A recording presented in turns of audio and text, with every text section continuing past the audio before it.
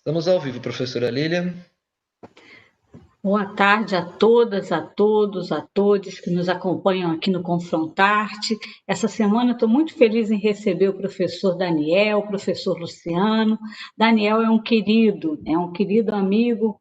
Nós nos conhecemos através da professora Cecília Cavalheiro Lois, temos muitas saudades, né? Mas estamos aqui com essa herança maravilhosa, essa oportunidade de ouvir Daniel, que é cria da nossa querida amiga, né? E é uma alegria recebê-lo aqui essa noite, ainda mais com a companhia do Luciano Vaz Ferreira. O Luciano é professor da Universidade do Rio Grande e o Daniel é professor da Universidade Federal de Pelotas.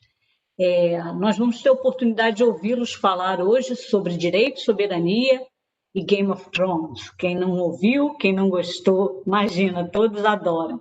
Então, vou passar já para a Dani, para ela dar as coordenadas de como funciona a parte técnica da nosso confrontar, do nosso encontro, da nossa live, e depois a gente vai ouvir os nossos convidados dessa tarde e noite, né? E deixar aqui o nosso abraço a todos que nos acompanham com essa frequência de sempre.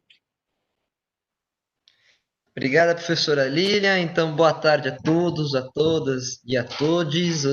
É um prazer estar novamente aqui nas nossas quartas-feiras de Confrontate, que iluminam os nossos dias, usando a arte para pensar as questões políticas, do direito, das relações internacionais. Então, é muito bacana, né? O tema de hoje é muito interessante para quem trabalha também com relações internacionais. Os estudantes de relações internacionais, eu sei que tem muitos ali no chat hoje do nosso YouTube, são fãs de Game of Thrones. É quase que um vício para quem estuda essa disciplina. Então vai ser muito bom ouvi-los, Daniel e Luciano. Obrigada por estarem aqui conosco hoje. Pessoal, só explicando então como a coisa se dá. Nós estamos transmitindo o nosso evento no canal do YouTube do GPIC. Então podem fazer perguntas pelo chat do GPIC ali da transmissão. Nós passaremos ao Daniel e ao Luciano no final para uma sessão de perguntas, um debate sobre a fala deles. Peço que vocês curtam a nossa página no GPIC e marquem o sininho para receber todos os eventos do Confrontarte e os outros eventos que a gente realiza, né? E fiquem à vontade para conversar conosco. No final do evento, nós temos um link para o certificado dessa palestra, dessa fala deles. Normalmente ficava no chat do GPIC, eu vou tentar, no site do GPIC, eu vou tentar também deixar no site do GPIC e na descrição do vídeo. Vou deixar o link nos dois lugares para que a gente possa pegar o link nos dois lugares, tá? E vocês baixarem o certificado para contar as horas acadêmicas, né? Então, sem mais delongas, eu passo a palavra para o Luciano e para o Daniel. Eu acho que é o Luciano que irá começar essa primeira parte, né, Luciano? Então, fique à vontade, a palavra é tua. Olá, primeiramente eu agradeço o convite da professora Lilian, da professora Daniele. Realmente é um prazer estar aqui, falar um pouco sobre dois assuntos que eu gosto muito, que é o direito e Game of Thrones. Como todo bom fã de Game of Thrones. Eu vou compartilhar aqui a minha apresentação.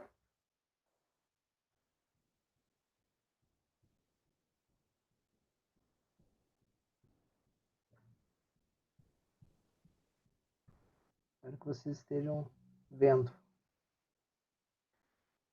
Então, em conjunto com o professor Daniel Marchiori, nós vamos falar hoje sobre direito, soberania e Game of Thrones.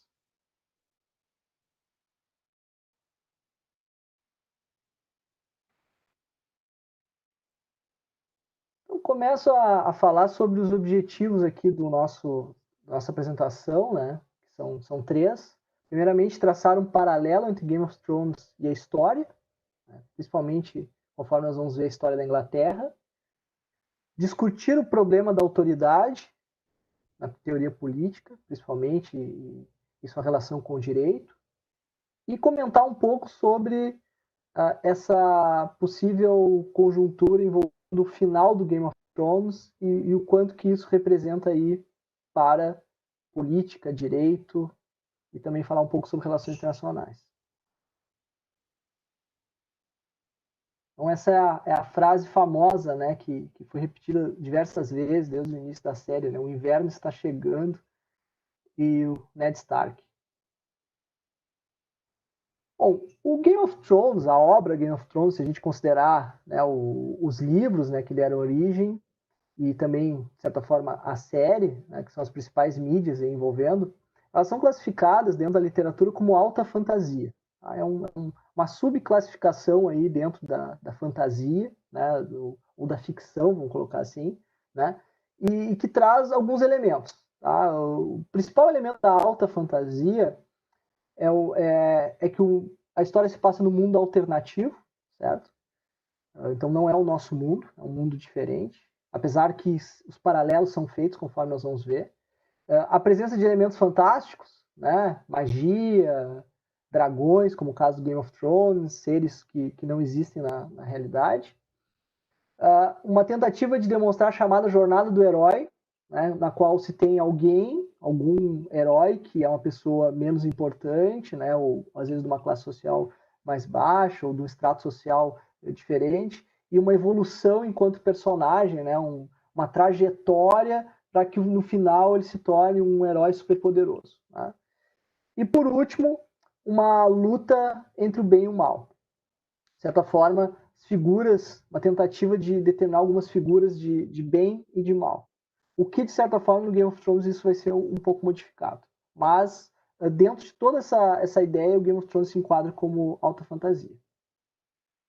Existem várias obras como alta fantasia, tá? Mas a principal que influenciou vários outros livros é o Senhor dos Anéis, né, do Tolkien. Aí depois foi feito o filme, né, mas o livro é da década de 40, e então o que nós temos é uma influência muito grande do livro, né, muito antes do filme, que é no final do século XX, início do século XXI, mas o próprio livro, né, a obra do Tolkien, ela influenciou várias outras obras, inclusive para quem já leu o Tolkien, o Game of Thrones, do Martin, vocês vão ver o quanto que tem semelhança e diferença. Então, é nítido, por exemplo, que o Martin foi leitor do Tolkien, porque as referências elas estão todas ali, de certa forma. Inclusive com o nome de personagens também.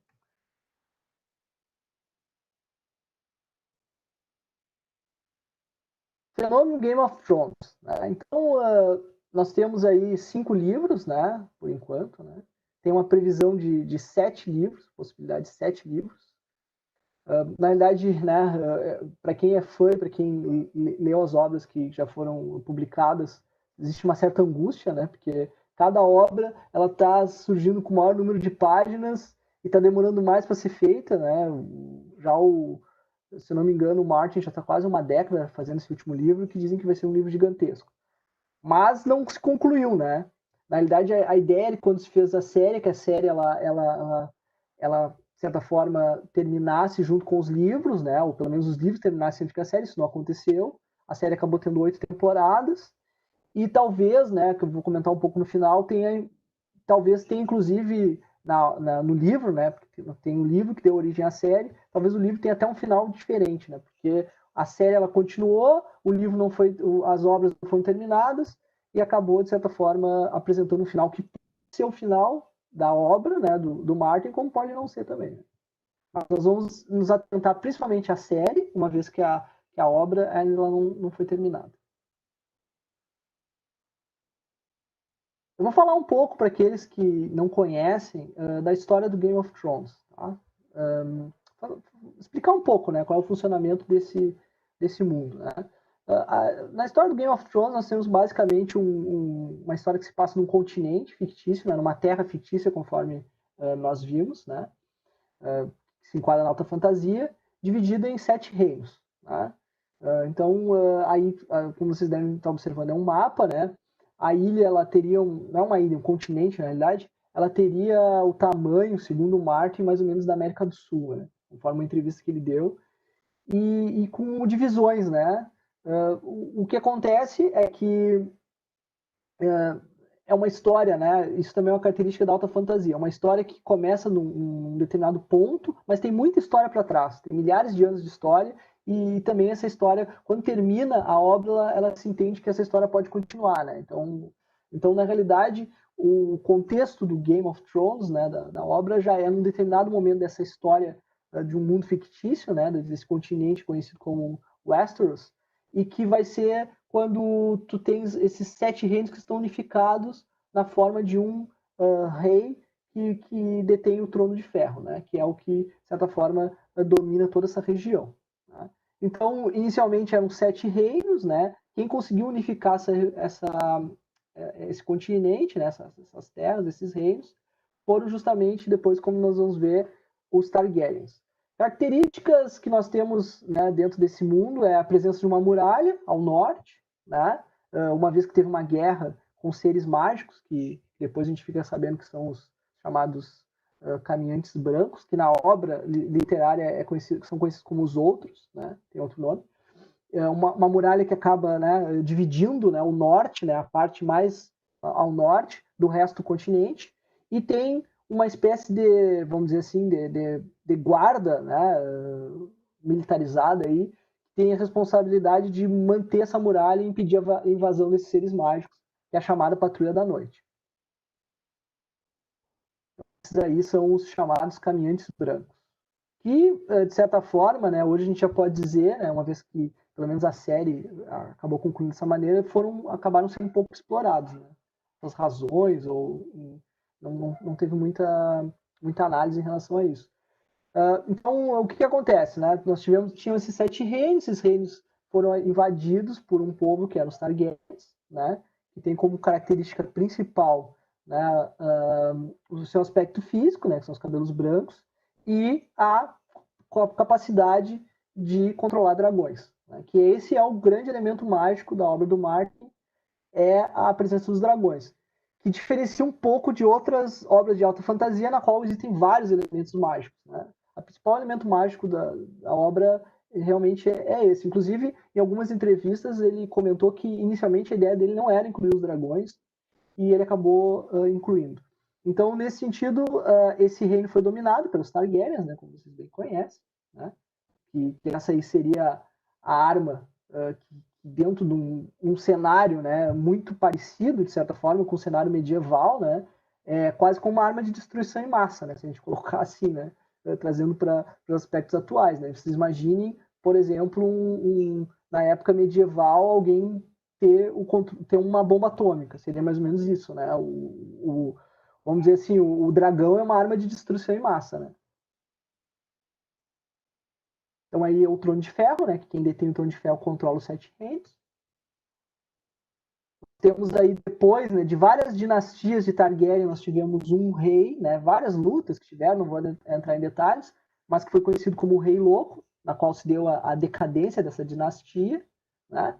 E acabaram surgindo uma chamada rebelião, né, na qual as famílias nobres, né, então estamos falando dos nobres desse mundo fictício, que eram os Starks, os Lannisters e os Baratheons. Eles se uniram para enfrentar os Targaryens, que eram os que detinham o poder do Trono de Ferro. Tá?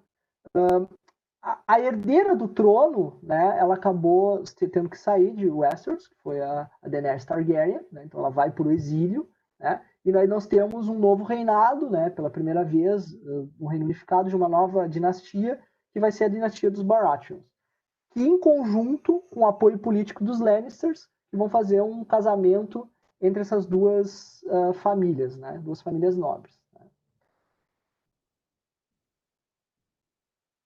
Nós vamos ter também uma família muito importante, que vai ser a família dos Starks, né? E o início da obra do Game of Thrones inicia quando o rei Baratheon, Robert Baratheon, está desconfiado com as tramas da corte, então ele chama seu velho amigo, que, enfim, ficava no território do norte, né? Para poder atuar politicamente na corte, ajudá-lo politicamente, uma espécie de conselheiro, né? E ele vai ser o chamado mão do rei, né? O Ned Stark. Nós já sabemos o que acontece com o Ned Stark, para quem não viu, né? Vou ter que dar uns spoilers, né? Desculpa, né? A gente vai falar de vários spoilers durante a minha apresentação. O rei Baratheon, ele morre, né? E nós temos aí o Ned Stark também, né, ele acaba morrendo, né, por conta dessas tramas, e quem acaba assumindo o trono é a Cersei, o Lannister, e o Joffrey. Na verdade, o Joffrey, que é o filho suposto filho, né, do rei Baratheon, que acaba assumindo, mas é quem acaba controlando, pelo menos tenta controlar, né, depois a gente vê que o Joffrey é incontrolável, é a família dos Lannister, né? Inclusive o Tywin, que é o pai da Cersei, também tem uma atuação muito forte nesse governo. Então nós temos a execução do Ned Stark, né? E o que nós temos e que motiva, né, o avanço da série, da obra, é o suposto retorno, né, da rainha, né, da suposta herdeira Targaryen, que é a Daenerys, e com esse diferencial, né, que é com essa arma de destruição em massa que são os dragões. Né? E ao mesmo tempo, assim como nós temos a invasão Targaryen, está acontecendo também uma invasão pelo norte, daqueles seres mágicos que foram selados lá pela muralha, que eles não podiam passar, e que são os caminhantes brancos.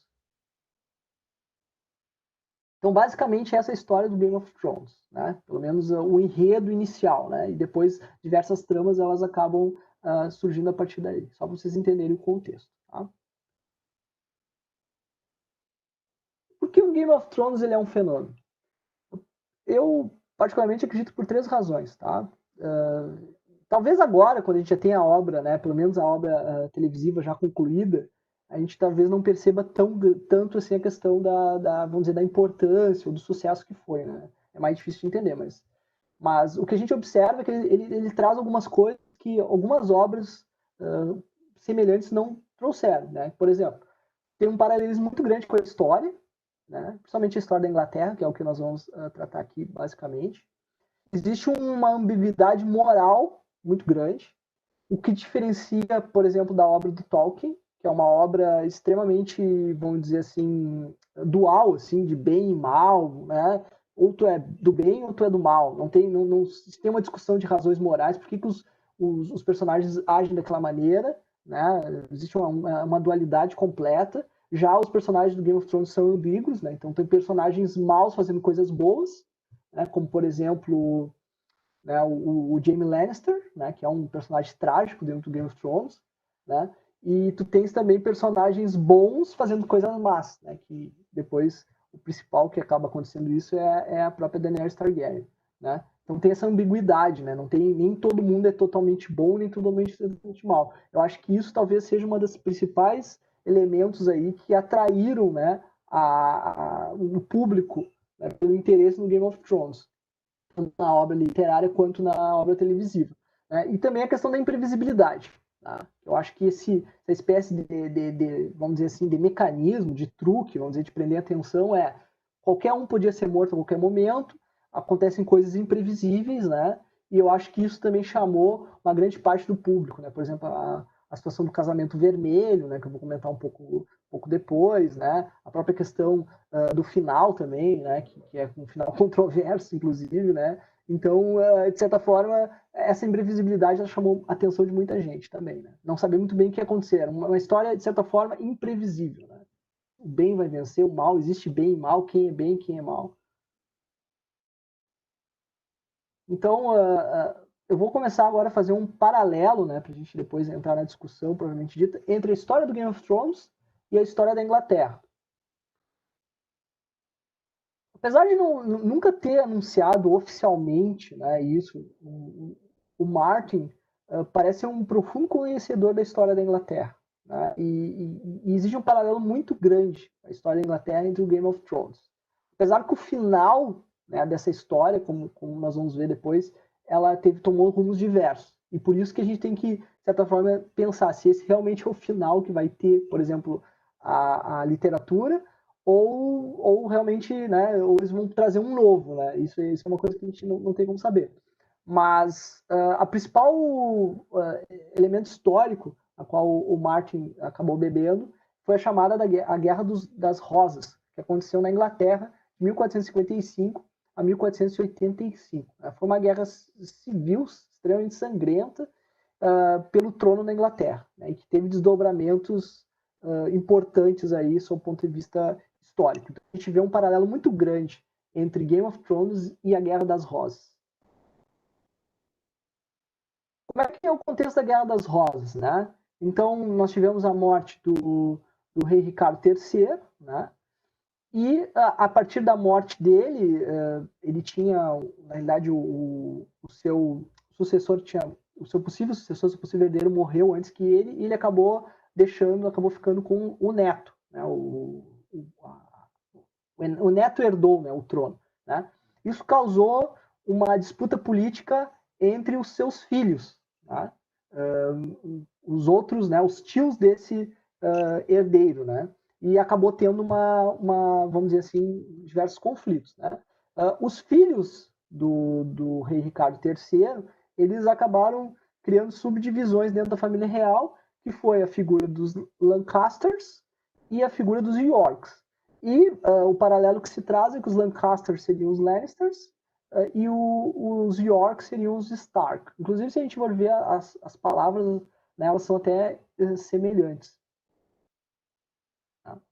Existem algumas figuras históricas importantes da Guerra das Rosas que dá para traçar um paralelo entre os personagens do Game of Thrones, né? E isso demonstra o quanto que acabou, de certa forma, influenciando, né? Então, tem o rei Henrique VI, né?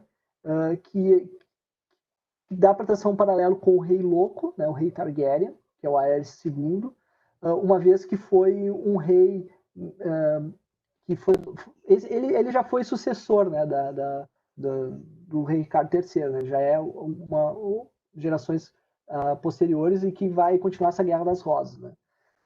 Ele foi considerado como mentalmente instável, né? E foi justamente a sua dificuldade de governar, né? Vamos dizer assim, as diversas influências dentro do seu reinado, né? As formas de manipulação que ele acabou sofrendo é que auxiliaram muito que a Inglaterra acabasse mergulhando num conflito, né? Existe também a esposa dele, que é a Margaret d'Anjou, que foi a Cersei, que dá para traçar um paralelo com a Cersei Lannister, né? Que ela foi uma princesa francesa que influenciou muito as questões da corte, né? E com certas características parecidas com a Cersei Lannister. E o seu filho, né? Que foi o príncipe Edward, que se traz o paralelo com o Joffrey Baratheon. Tinha também alguns aspectos de crueldade nas suas condutas. Depois, do ramo dos Yorks, nós tínhamos o Duque de York, né, que era descendente de um daqueles filhos do rei Ricardo III, né, que ele foi, durante uma época, conselheiro do rei, entre aspas, louco, né, mentalmente instável, ele foi conselheiro dele, né, e por razões semelhantes, né, vamos dizer, não em relação à questão de paternidade que mostrou na série, mas por razões de discussão política e dos rumos do governo que estavam tomando, principalmente por um embate muito forte com a rainha, né, acabou sofrendo, né, de ser destituído do seu cargo e sendo morto, né, justamente como Ned Stark, né. O seu filho, né, o filho do Duque de York, ele acabou, né, diferente da série, ele acabou assumindo, né, porque eu não vou entrar em detalhes, mas tiveram muitas trocas numa época os Lannisters governaram, né, logo depois que, vamos dizer, os Lannisters não, os Lancasters governaram, logo depois que o Henrique III acabou morrendo, e depois os Yorks conseguem tomar o poder, depois os Lannisters de novo, então isso aconteceu várias trocas, né, que isso não aparece, não tem representatividade no Game of Thrones. Mas, por exemplo, o filho do Duque de York, foi o Eduardo IV, ele se tornou rei, mas ele também teve um problema que ele causou um problema político muito grande dentro da Inglaterra por não ter casado com aquela que ele estava prometido, que era uma princesa francesa. E ele acabou, por conta, rompendo esse noivado, assim como aconteceu, de certa forma, com o Robb Stark, né, o filho do Ned Stark, e acabou tendo consequências políticas disso. Não foi um casamento vermelho, né? Caso do casamento vermelho, não foi morto por conta disso, mas causou consequências políticas muito graves e que, inclusive, no final, acabaram contribuindo para o conflito. Então, também se traça esse paralelo, né? E por último, né, também que poderia ser traçado paralelo seria aquele que venceu a Guerra das Rosas, no final das contas, que foi o Henry Tudor, né? Ele era um herdeiro exilado, né? Dentro daquelas as linhas dinásticas que nós tínhamos. Ele tinha sido, a sua família tinha sido expulsa da Inglaterra, e ele era um dos possíveis herdeiros, e ele vai montar um exército, ele vai invadir a Inglaterra, e ele vai assumir o trono. E o curioso disso, e que era a minha aposta antes de terminar a série, né, é que ele acaba casando com uma, uma, uma princesa dos Lancasters, né, e acaba formando uma nova dinastia, que vai ser a dinastia dos Tudors, né, e que vai usar o símbolo da rosa, vai ser a rosa vermelha junto com a rosa branca, né. Então, vamos dizer assim, essa guerra civil na Inglaterra, ela pacifica com o casamento das duas famílias. Né? Assim que acaba terminando a Guerra das Rosas, que é diferente, por exemplo, do que aconteceu depois do Game of Thrones, mas dá para fazer um paralelo entre a Daenerys e o rei Henry Tudor, justamente por ser esse nobre exilado que acaba assumindo depois o trono.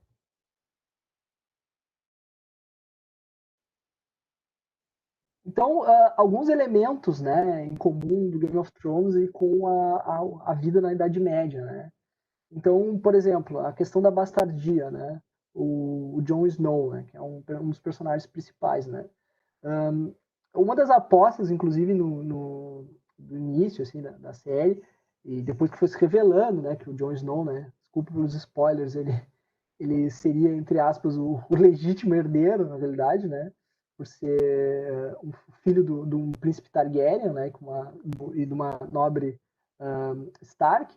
Mas existia uma discussão muito grande em relação à questão da bastardia. A bastardia, na realidade, né, ela era socialmente construída, né, na Idade Média. Né? Não era uma coisa totalmente estanque, no sentido de que nós já tivemos algumas experiências, né, inclusive políticas, em que bastardos, de certa forma, acabavam assumindo o trono. Né? Na verdade, a questão sanguínea, ela tinha peso na Idade Média, porém a questão política ela se sobrepunha. Né? Então, muitas vezes, alguns que eram considerados bastardos acabavam sendo legitimados, e outros que eram herdeiros legítimos acabavam se tornando bastardos, ou até mesmo excluídos da linha sucessória, dependendo do poder político que ali estava apoiando. Né? Porque o rei ele não governava sozinho, ele governava com o apoio dos nobres, né? Que é aqueles que tinham o poder, vamos dizer assim, militar, que tinham o poder político, o poder econômico. Né? Isso aí vinha de uma escala piramidal, vamos dizer assim. Né?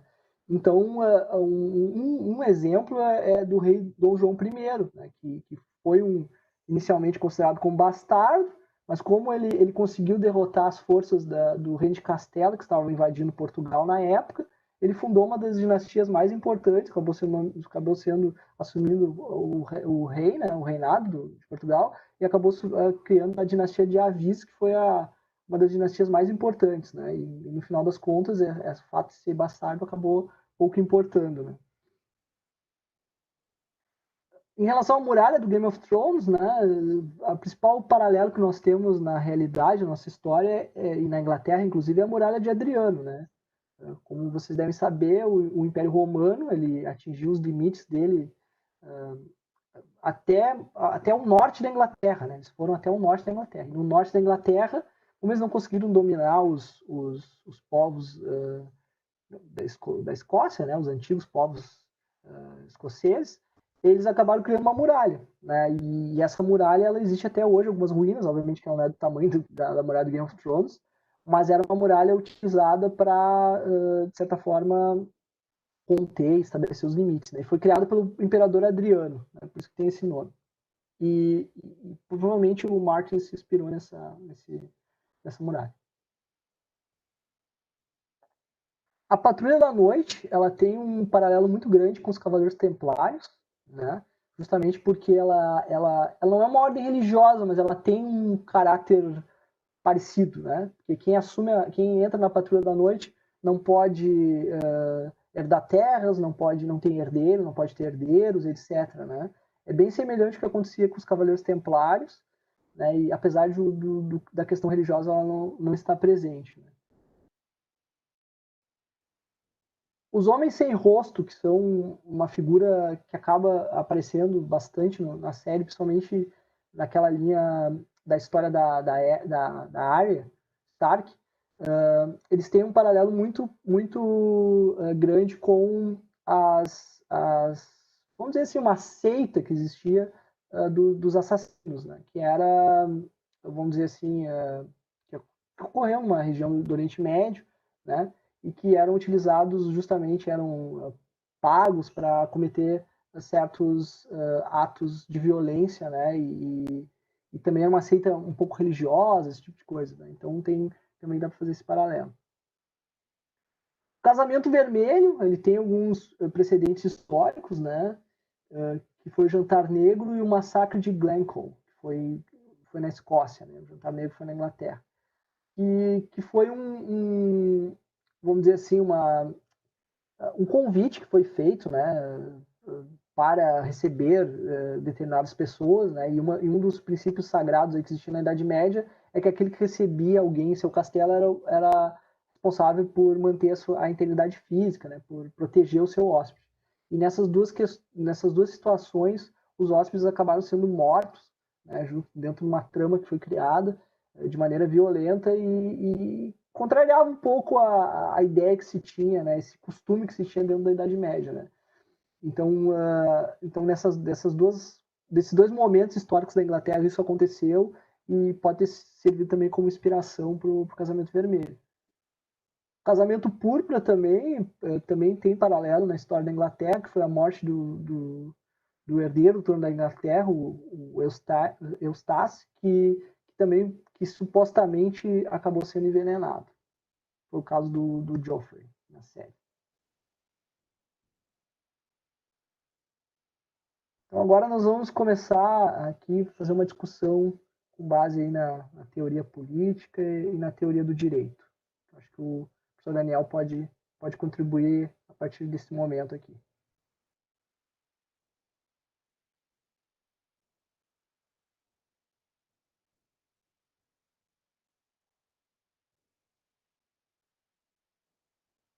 Daniel? Bom, não sei se ele está nos ouvindo, mas... Oi, Daniel, quer que eu ligue seu microfone?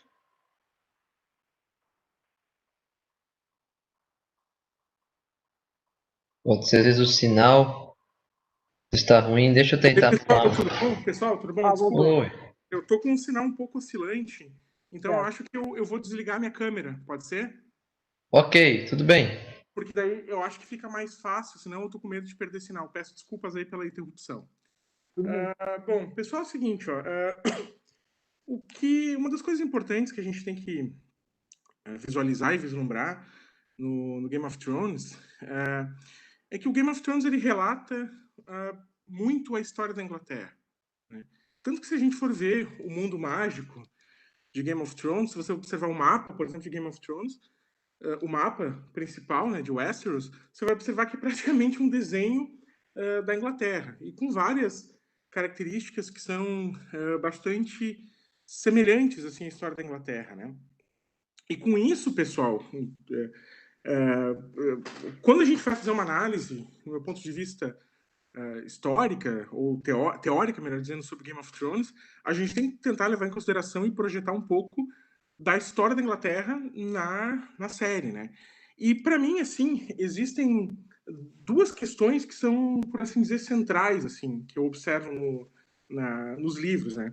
Agora, claro, também um pouco da análise que eu vou fazer a partir de agora, ela vai ficar um pouco prejudicada também, porque a gente está percebendo, e a leitura que eu vou fazer do final da série, era uma leitura viciada, porque a gente, na verdade, não teve acesso aos livros finais. Então, como disse o Luciano no início, muito daquilo que a gente está falando agora no Game of Thrones, tomando como base o final da série, a gente pode ter rumos muito diferentes quando a gente lê o livro no final, né? Mas eu acredito que mesmo assim, o final de Game of Thrones, ele é bastante, mesmo o final do Game of Thrones, como ele foi colocado, ele é bastante coerente com o desenvolvimento da série em si e da própria história da Inglaterra. Então, eu lembro que a maior parte das pessoas, quando assistiu o final de Game of Thrones, não gostou. E eu simplesmente adorei o final, porque eu acho que ele é muito revelador, de certa forma, do espírito de pensamento da teoria política na Inglaterra, né? Então, sobre isso, eu gostaria de falar de 2 pontos que eu acho que são importantes. Primeiro, a série ela relata duas grandes visões, 2 grandes momentos da história política inglesa, né? Primeiro, por assim dizer, muito sintetizado na Constituição da Emergência do Estado Moderno, né? E o segundo na crise, por assim dizer, do antigo regime, né? E para tentar amarrar essa nossa conversa, eu gostaria de falar de dois grandes temas que eu acho que eles casam muito bem com o objetivo da série. Primeiro, eu gostaria de falar da questão da autoridade, né? E com isso eu vou, obviamente, me remeter a um autor clássico do pensamento inglês, que é Thomas Hobbes. E depois eu vou falar de um outro autor inglês, que é Edmund Burke. Eu acho que as visões, tanto dos problemas pensados politicamente por Thomas Hobbes e Edmund Burke, eles casam de alguma forma com a série. Vamos lá. A série Game of Thrones, a obra, ela, na verdade, ela se passa num mundo mágico, mas um mundo basicamente feudal ainda. E você observa o seguinte, que existem 2 grandes tensionamentos na série Game of Thrones. Primeiro, que é o poder dos barões, ou seja, do baronato, não é? O norte, por exemplo, rebelde, as casas buscando a sua autonomia, né? E as suas relações de vassalagem, né? E a ideia da tentativa de construção de um poder central, que é a unificação de Westeros, né? Do poder de Westeros, tomado pelo Trono de Ferro. E é justamente isso que foi um dos grandes problemas pensados e vistos por Thomas Hobbes no seu tempo, não é? Porque o que aconteceu? A obra de Hobbes, especialmente a obra mais conhecida, né, que é Leviatã, ela é, na verdade, uma tentativa de sinalizar o problema político que estava sendo colocado ali. Qual era o problema político? Você tinha um final de um período medieval, não é? Onde a principal característica desse poder medieval é baseado na descentralização política. Então você não tinha, na verdade, a constituição e a emergência de um Estado como nós conhecemos hoje. Então, falar, por exemplo, de Estado no período medieval é quase um contrassenso, porque tudo aquilo que nós projetamos e da ideia de Estado, ele é fruto da modernidade, né? E você não tinha essa questão no período medieval, você não tinha noção de um Estado, de uma nacionalidade, né? A principal correlação, por exemplo, se você chegasse no período medieval e perguntasse para uma pessoa, você não perguntaria de qual é o seu país, você perguntaria a quem você serve, ou seja, as relações de vassalagem, elas eram a característica principal do período medieval. E o problema político que Thomas Hobbes enfrentou é justamente isso, né? Como que nós vamos justificar o final desse poder medieval, desse baronato medieval, e favorecer a centralização política, ou seja, a instituição do poder político, né? E a grande questão ali é justamente a questão do problema da autoridade, né? Porque no período medieval, o poder da autoridade não era um dado baseado na razão. Era um poder, a forma de legitimação do poder no período medieval era uma forma de legitimação tradicional, né? Ou seja, por que que um habitante do norte deveria lealdade ao Ned Stark, ou ao clã Stark? Ele deveria lealdade porque, bom, isso se passou de gerações em gerações. Então, a ideia do vínculo de vassalagem era um vínculo que se constituía não como uma vontade racional, mas como um dado de um elemento tradicional. E esse era o problema que Thomas Hobbes enfrentava, e um problema que se visualiza na série. Você tem clãs, ou seja, grupos, né, cujo poder político eles são descentralizados, né, e você tem a tentativa de emergência de um poder central, né, que tenta, de alguma forma, coordenar os poderes políticos. Você fazer com que as decisões... Você deixe da sua relação de vassalagem, deixe de ser predominante. E você passa a se relacionar a partir da ideia de uma identidade de poder. Só que isso, na verdade, não foi uma coisa que se construiu de uma hora para outra, não é? Isso foi um processo político. E um processo político lento e que foi sendo conquistado ao longo de muito tempo. E a série Game of Thrones, de alguma forma, relata isso. Ou seja, você percebe, por exemplo, os poderes locais, né? o baronato, com as suas relações de vassalagem muito bem determinadas, e a tentativa de você constituir um governo central, ou seja, o poder do imperador como um poder unificador, né? Só que isso, na verdade, não foi visto de uma maneira muito clara, isso foi um processo, né? E a série toda, se a gente for observar, você está tentando continuamente tentar criar essa ideia de uma unificação política, né? Só que Thomas Hobbes ele foi um grande intérprete da sua época. Por quê? Porque o que a gente poderia dizer como um pensamento mainstream da sua época era a tentativa de manutenção do status quo, né? Qual era a tentativa de manutenção do status quo? É você manter os privilégios e poderes medievais, ou seja, os privilégios do baronato, né?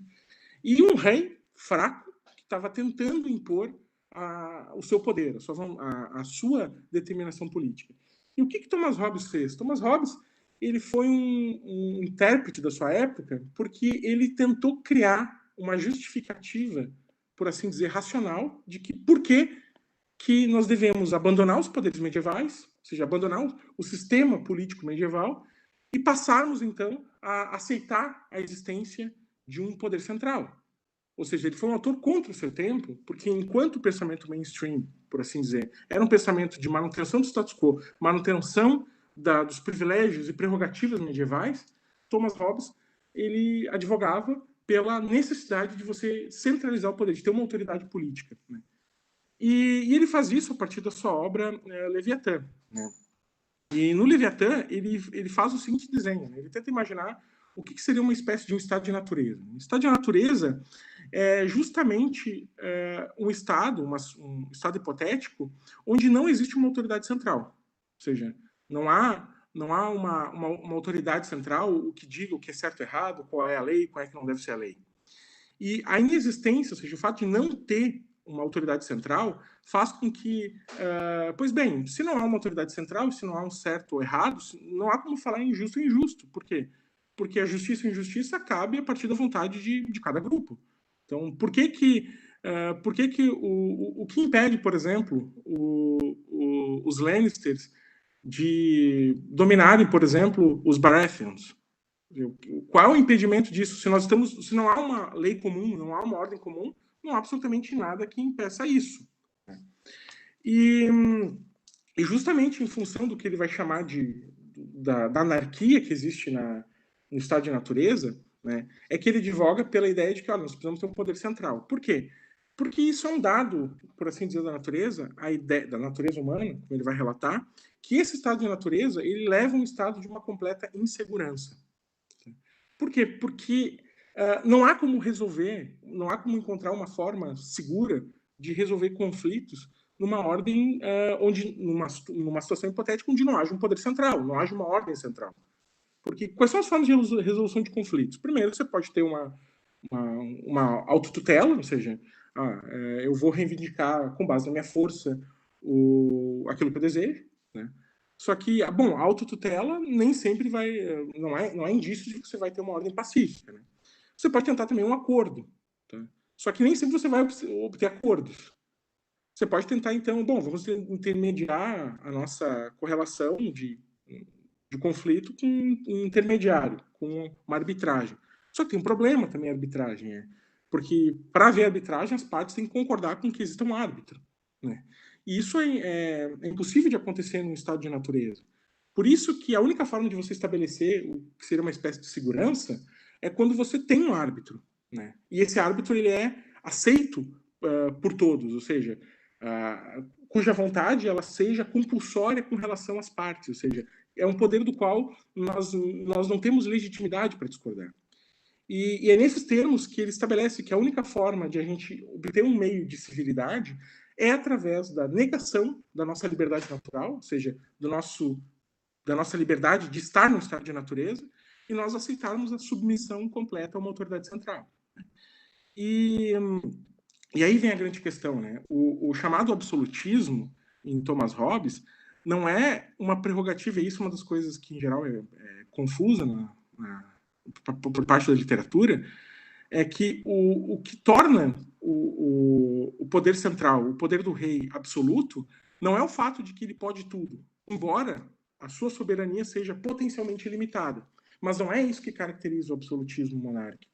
O absolutismo monárquico é que o seu poder não pode ser legitimamente contestado. Essa é a grande sacada de Thomas Hobbes.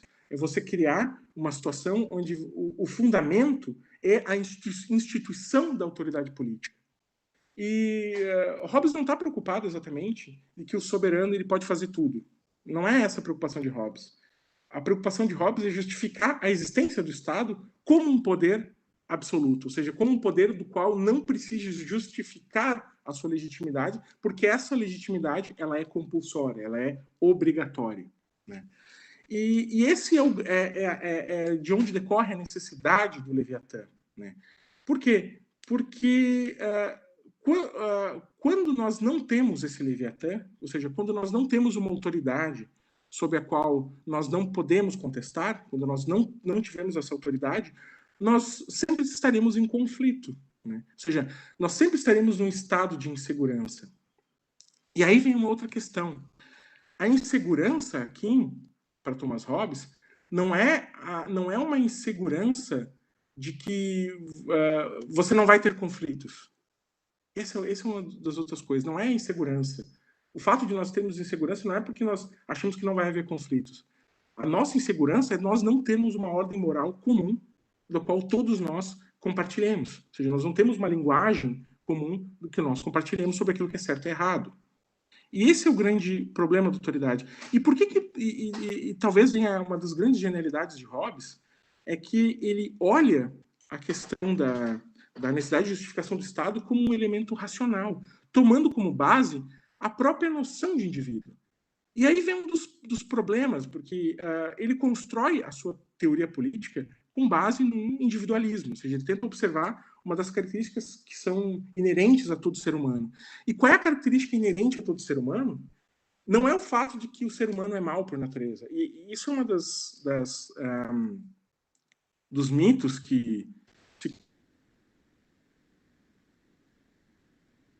o homem é mau por natureza, né? O Hobbes nunca disse isso, nunca disse que o homem é mau por natureza.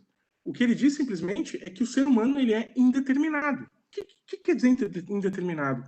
É que eu não consigo entrar na mente da pessoa e saber o que ela está pensando. Eu não consigo saber as suas razões, as suas vontades. O ser humano ele é como uma névoa. Tá? Que a mente do ser humano é como uma névoa, do qual eu não consigo acessar. Então é o seguinte, é aquela situação. Bom, se eu encontro uma pessoa, qual é a minha, do qual eu não conheço? Eu sempre brinco, assim, você está andando na rua, por exemplo, de noite, 2 da manhã, e de repente você vê uma pessoa chegando na tua direção no teu mesmo lado da rua. Como é que você se sente? Você se sente... Qual é a sensação que você tem? A primeira sensação é de insegurança. Mas por que insegurança? Porque você não sabe as intenções daquela pessoa. Você não sabe se ela é boa ou se ela é má. E essa é a característica do ser humano. Não é que o ser humano é mau por natureza. É porque ele é indeterminado. Você não consegue saber, você não consegue entrar na mente do ser humano saber suas intenções. E por ele ser indeterminado, vamos imaginar o seguinte, uma situação onde essa indeterminação é impossível de ser suprida. Ou seja, o ser humano ele é indeterminado por natureza. Só que vamos imaginar uma situação onde as pessoas elas são, por sua vez, indeterminadas, eu não sei as suas intenções, se elas são boas ou se elas são más, num mundo onde não haja uma autoridade comum, não haja uma ordem comum. Qual é a sensação que nós vamos ter? É uma sensação de insegurança. Porque eu nunca vou... Como eu não tenho nenhum tipo de previsibilidade, primeiro, com relação ao ser humano, se ele é bom ou se ele é mau, e os seres humanos, eles são uma espécie de loteria. Você tem seres humanos bons, maus, você tem pessoas virtuosas, não virtuosas, você tem absolutamente uma grande loteria, por assim dizer, moral nos seres humanos. Só que se não há uma autoridade comum, qual é o teu instinto natural de sobrevivência? O teu instinto natural de sobrevivência é a violência, é a autotutela. E é dessa forma com a qual ele desenha o período medieval. Ou ele tenta usar... Claro, obviamente, o período medieval era um período de violência, mas ele estava tentando justificar isso. Diz assim, olha, quando você não tem uma autoridade central, não tem um poder comum, você está sujeito à indeterminação política. Então, você não sabe, você não tem um padrão sobre o que é certo e errado, sobre o que é justo e injusto, então você está aceitando o fato de que a qualquer momento as pessoas podem se sentir no direito de reivindicar aquilo que é seu, porque não há como a gente dizer o que é de cada um. Então, esse é o problema da insegurança medieval. E um dos grandes problemas claro, a teoria de Thomas Hobbes ela foi profundamente deturpada ao longo de vários séculos, né? As pessoas elas têm que dizer assim, nossa, o Leviatã é um monstro, nós temos que ter medo do Leviatã, o Estado ele causa medo. Não é o Estado que causa medo. O medo, a insegurança, é a ausência do Estado. Justamente a autoridade do Estado, o poder do Estado é aquilo que vai nos livrar da insegurança, vai nos livrar do medo. Nós vamos sentir medo, sentirmos inseguros, quando nós não temos um poder central, quando nós não temos uma ordem comum, quando nós não compartilhamos exatamente uma noção de ordem, uma noção de que é justo e injusto. E a única forma de nós chegarmos a um consenso sobre o que é justo e injusto não é através do diálogo, é através, segundo Hobbes, quando você automaticamente transfere a prerrogativa de dizer o que é certo e errado a uma pessoa realmente imparcial. Nesse caso, o monarca. Então, o monarca ele serve como a baliza que vai determinar qual é o sentido da moralidade. O que é o certo e errado, qual é a lei. Tá? Por isso que, na verdade, o monarca ele é absoluto. Ele é absoluto não porque ele pode tudo, embora ele possa, potencialmente tudo. Mas não é o que caracteriza o absolutismo não é a potencialidade de que ele pode fazer tudo. O que caracteriza é que ele não precisa justificar o seu poder. Ou seja, é a questão da autoridade política, da imposição da autoridade política, é o que caracteriza o absolutismo. Né? Então, e você visualiza isso muito bem na série Game of Thrones. Por isso que eu digo assim, o que simboliza o Leviatã em Game of Thrones? O que simboliza o Leviatã não é a Daenerys, não é a Cersei, não é os Baratheons, não é nada disso. O que simboliza é o Trono de Ferro. O Iron Throne, ele é o que simboliza o Leviatã. Por quê? Porque ele é o símbolo da autoridade política. Quem senta no Trono de Ferro é quem detém autoridade política. Por isso que todos querem sentar no Trono de Ferro. Porque quem senta no Trono de Ferro tem a prerrogativa da autoridade política. Só que, até nós considerarmos que o Trono de Ferro é autoridade política, é um processo. Até hoje, hoje para nós, o Estado ele é uma realidade dada, ou seja, nós não questionamos o problema da autoridade política. Para nós é um dado quase que estabelecido. A gente é tão corrente a ideia de que nós vivemos no mundo, por assim dizer, onde a nossa modernidade nos impôs a obrigatoriedade do fenômeno estatal, que nós praticamente acreditamos que o mundo sempre teve Estado, mas não foi assim. Então, o que nós conhecemos como Estado moderno, esse processo de centralização política, né, um processo em que a autoridade política é colocada de uma forma racional, né, isso é um processo moderno. E você visualiza isso muito bem no Game of Thrones, a transição, ou seja, o problema dado por Hobbes, que é como você sai de um período feudal e você aceita a instituição do poder político. Isso não aconteceu de uma hora para outra, isso não aconteceu de uma forma tranquila. E não aconteceu de uma forma tranquila também no Game of Thrones. Porque até hoje, durante toda a série, nós vimos as pessoas do Norte questionando. Bom, por que eu vou ter que obedecer a um cara do Sul? Ou outras pessoas dizendo, Daenerys, por que você insiste em ter um trono de ferro? Por que isso é importante? É importante porque quem senta no trono de ferro detém autoridade política. Só que até, então, de nós aceitarmos isso, é um processo político tenso. E a série Game of Thrones, ela relata essa questão de como é tenso e demorada a construção desse processo político de você aceitar a instituição da autoridade política. Né? Luciano, você pode passar o próximo slide, hein?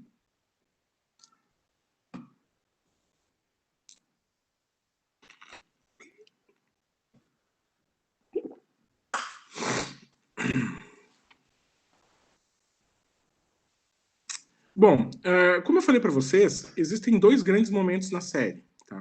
Que eu acho que a gente pode analisar. O primeiro deles, o que é o primeiro grande momento, é a luta constante de instituição do poder político, ou seja, como formar o Estado moderno, que como o Estado moderno se forma, como ele emerge, né?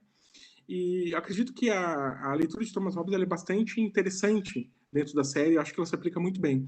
Só que ela não para por aí, não é? Tem um outro momento político muito importante e marcante na teoria inglesa, que é aquilo que eu chamei de ascensão do racionalismo na política, né? Então, o problema do racionalismo na política já não é um problema mais de instituição do Estado moderno, né? Mas um problema de, uma vez esse Estado estabelecido, né, como limitar esse poder? Como é que nós limitamos o poder do Estado, né? E eu usei esse termo racionalismo na política porque esse termo ele é oriundo de um importante filósofo inglês chamado Michael Oakeshott, que é a minha grande base teórica de pesquisa. Para a gente tentar entender esse problema e ver como que ele, de alguma forma, casa com o Game of Thrones, a gente tem que entender o seguinte: bom, sobre o que se trata isso? Bom, uma vez estabelecido o poder central, né, estabelecida a autoridade de poder político inglês, é claro que esse poder político ele não é as coisas não ocorrem de uma maneira tão, numa transição tão clara assim, né? Uma vez instituído o Estado moderno, você não simplesmente acaba com todas as prerrogativas medievais. E, obviamente, uma vez estabelecido o Estado inglês, isso já unificado e fortalecido, as dinâmicas nobiliárias, elas também permanecem, ou seja, existem diversas prerrogativas medievais que se estabelecem, né? E é o seguinte, um dos momentos importantes que a gente pode observar é que esse modelo do antigo regime, né, que é o modelo que se sucedeu à construção do Estado moderno, ele foi um momento tenso, né? Por exemplo, na França, a grande crise do antigo regime culminou no século XVIII com o processo de Revolução Francesa, né, em 1789. O que esse processo ele simbolizou? A tentativa de dizer assim, olha, como nós vamos criar mecanismos de controle desse poder político do Estado, né? E no caso da Revolução Francesa, um dos grandes motes da Revolução era justamente a classe popular ascendente, classe burguesa, ela conseguir tomar o poder político, né, e acabar com os grilhões da Idade Média, e acabar com todo o status quo, né, acabar com todos os poderes e prerrogativas nobiliárias, né, do antigo regime. E na França, esse espírito revolucionário que surgiu com o Iluminismo, né, e com uma série de autores que influenciaram, de alguma forma, esse iluminismo ele pregava aquilo que Michael Oakeshott chama de um processo de racionalismo na política. O que é isso? É a ideia de que você pode construir um mundo novo independentemente das suas tradições. Ou seja, o racionalismo na política ele é uma tendência, né, que vem se constituindo ao longo dos séculos, né? E ela pensa o seguinte: olha, a sociedade é como se fosse uma espécie de carta em branco.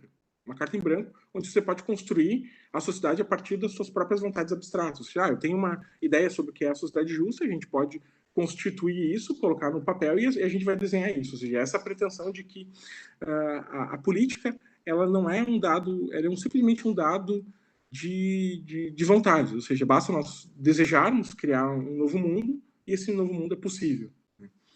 E, por exemplo, quando se via, por exemplo, na Revolução Francesa, a ideia de que nós precisamos criar uma declaração dos direitos do homem, criar uma ideia abstrata de homem, né? Ou seja, todo ser humano é o portador de um direito e tudo mais, e automaticamente você via isso num grande conflito com as tradições, com aquilo que era estabelecido, né? E a Revolução Francesa ela foi um fenômeno importante no mundo, mas ela teve uma característica interessante da forma como ela foi recepcionada na Inglaterra. E eu coloquei aqui o que eu chamei de uma resposta conservadora, porque de alguma forma isso aparece de uma forma muito clara no Game of Thrones. O que aconteceu? Teve um autor inglês importante, que foi Edmund Burke, que ele escreveu um livro chamado Reflexões sobre a Revolução na França, né?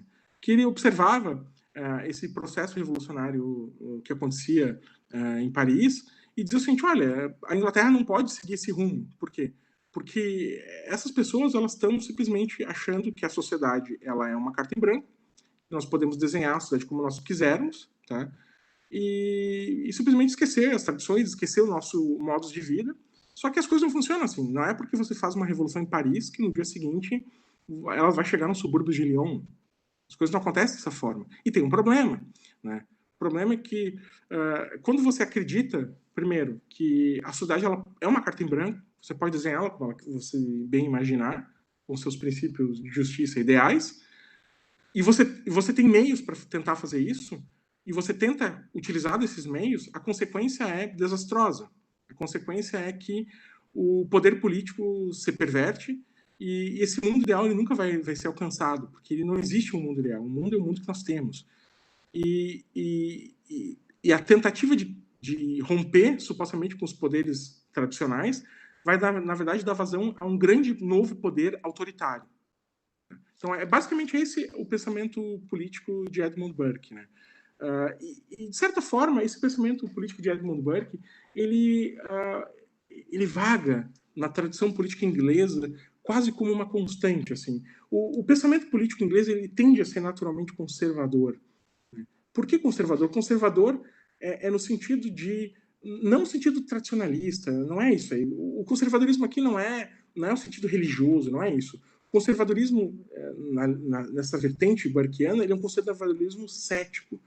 A pessoa ela é conservadora não porque ela quer religião, não é isso. Ela é conservadora porque ela desconfia constantemente das capacidades criativas dos seres humanos e da necessidade de você conter o poder político. Então, uma das grandes virtudes, por assim dizer, daquilo que predomina na lógica do pensamento inglês é justamente isso, um profundo ceticismo e uma aversão a concentrações de poder. Né? Ou seja, a concentração de poder ele é um mal necessário, é um mal a ser combatido. Né? E essas visões que eu relatei para vocês, primeiro, de um Estado absolutista, da tentativa de formação do Estado moderno, que é o problema de Thomas Hobbes, e agora a questão de Edmund Burke de conter de conter a capacidade destrutiva desse Estado, ou seja, uma vez esse Estado consolidado, se você deposita nele que esperanças demais, ou seja, se esse Estado ele deve ter força suficiente para colocar em prática todo o projeto político que seus governantes desejam, né, isso necessariamente vai conduzir a um processo destrutivo e violento. E a política inglesa conservadora, ela diz o seguinte, olha, nós temos que sempre desconfiar e ser céticos com relação a esse poder político central. Esse poder deve ser utilizado sempre com o máximo de reserva possível. Então, as pessoas devem observar, nós devemos observar esse poder do Estado de uma forma conservadora. Ele é um mal necessário, porque sem Estado não existe ordem comum. Mas se você deposita nesse Estado não só se você deposita nesse Estado algo além do que a necessidade de manter a ordem, ou seja, como se esse Estado ele fosse um agente para criar uma nova visão de mundo, uma nova visão de sociedade, e não simplesmente se conter no seu papel de controlar as ações mais invasivas, e você deposita nesse tipo de função do Estado, a capacidade destrutiva que isso pode ocorrer na sociedade ele é muito elevado. Então, essa visão conservadora de Edmund Burke, que de alguma forma paira na tradição política inglesa, é um tipo de discurso contra... e aí não é uma defesa do Estado mínimo, não é isso. É uma tentativa de conter as capacidades do poder de Estado de intervir na sociedade, na ideia de que você possa construir um novo mundo a partir de uma ideia abstrata. Ou seja, nós temos uma ideia do mundo justo, melhor, e nós temos que fazer com que o Estado promova esse propósito. Só que toda vez que o Estado vai tentar promover isso, ele vai simplesmente causar mais destruição e mais mal. Então, a política inglesa ela sempre recomenda prudência no controle desse poder político. E como que essa prudência, por assim dizer, essa disposição conservadora, de alguma forma ela aparece no Game of Thrones? Vamos lá, Luciano, você pode passar o próximo slide?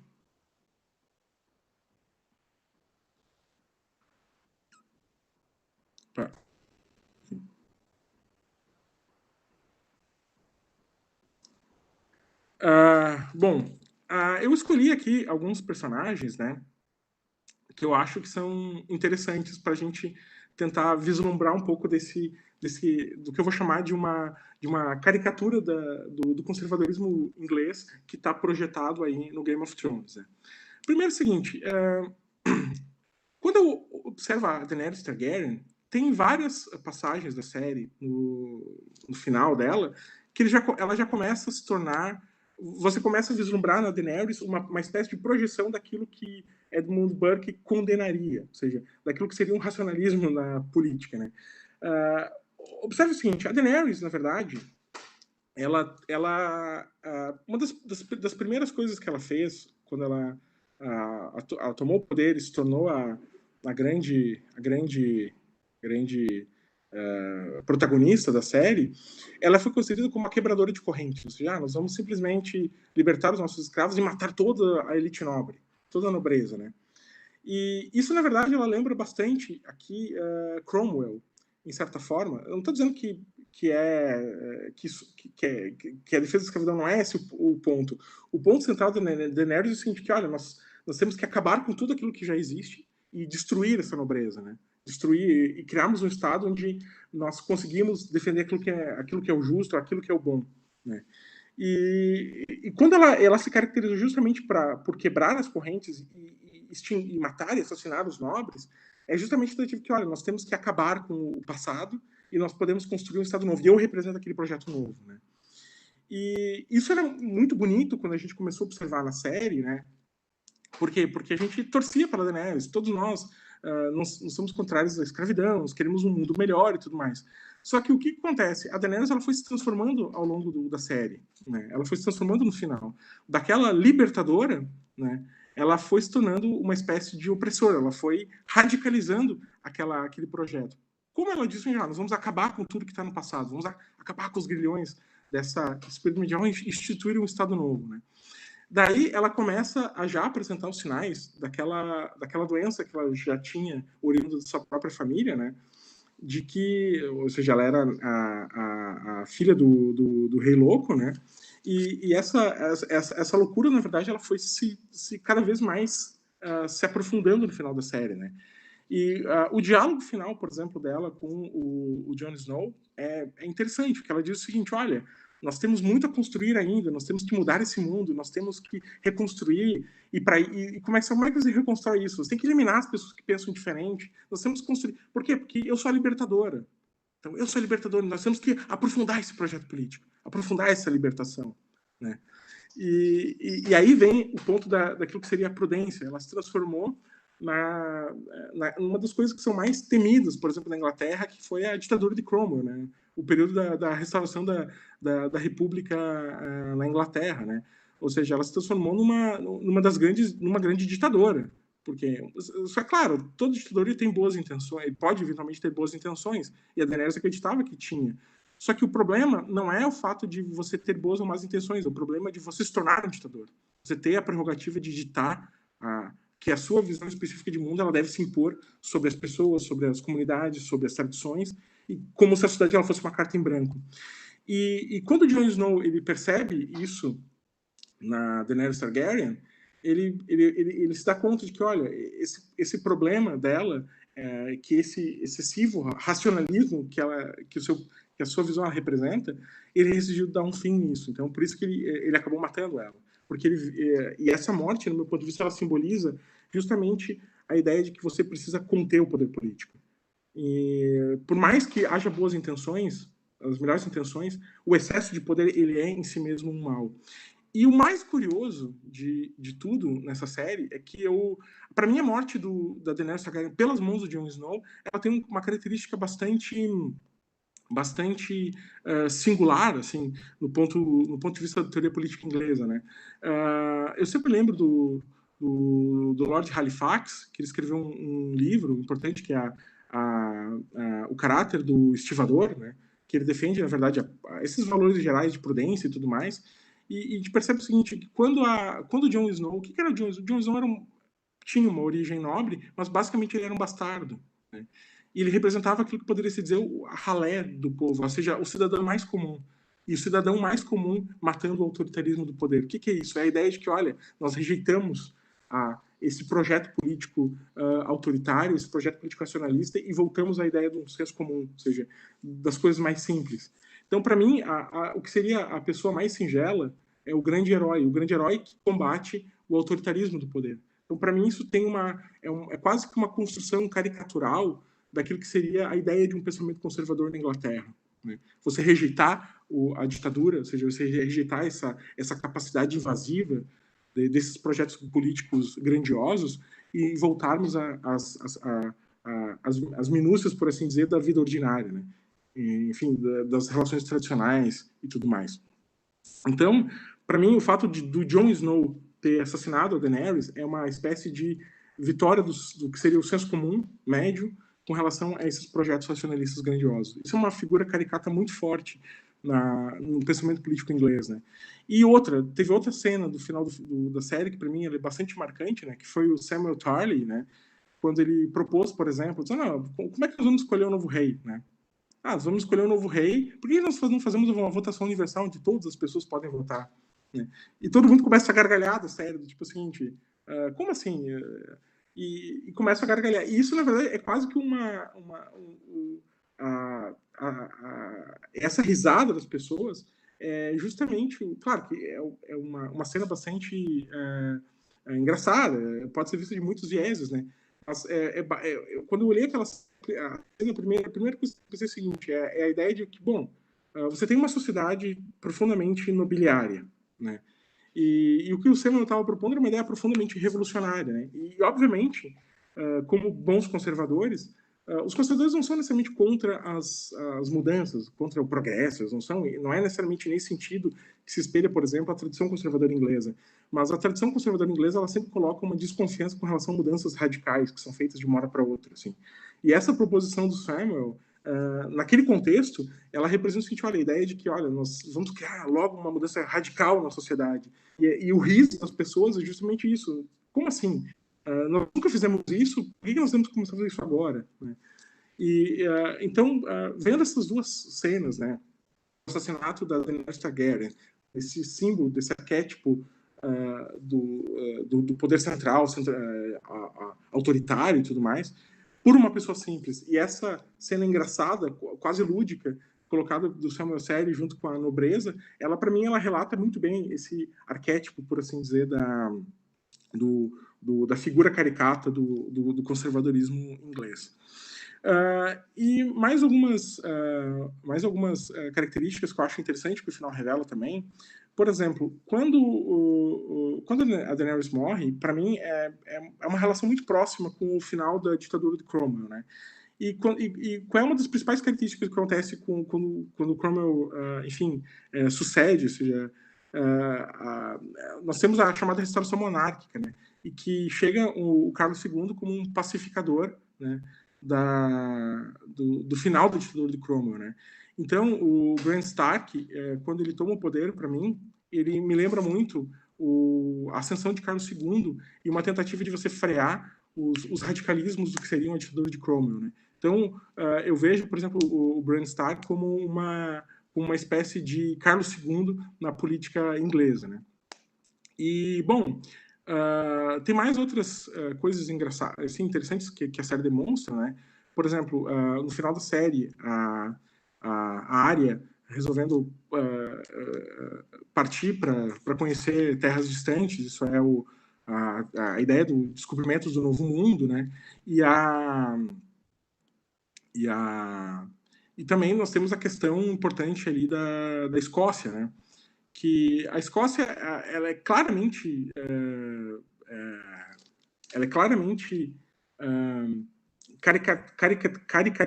caricaturizada, né, pela dinastia dos Starks, né?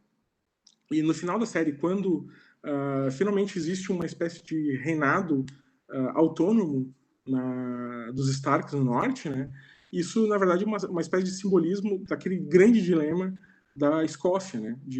A Escócia, ela sempre teve o sentimento da ideia de pertencimento a um povo diferente, né? Ou seja, algo que não é essencialmente britânico, ou não é essencialmente inglês.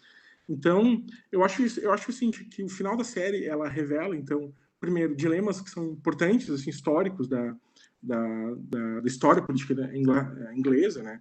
Que é especialmente a questão da ditadura de Cromwell, da restauração monárquica, os conflitos intensos com a Escócia, sempre foi uma relação muito mal resolvida, e especialmente ele revela essa caricatura do conservadorismo inglês, né? A ideia de que você deve sempre desconfiar do poder e, de alguma forma, se voltar à ideia do senso comum, do cidadão médio e tudo mais, e rejeitar esses grandes projetos revolucionários, por assim dizer.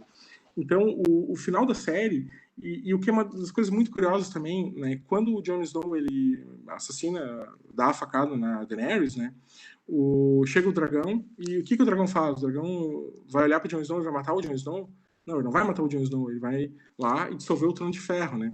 E também isso é uma outra representação, né? De que quando ele escolhe o Trono de Ferro, ele está dizendo o seguinte, que talvez qual é a mensagem disso? Que o grande problema não era o Jon Snow em si. O grande problema era a corrupção que o poder simboliza. Isso é uma das questões, né? O poder, né? O Trono de Ferro, ele é um mal necessário, mas o Trono de Ferro não acabou.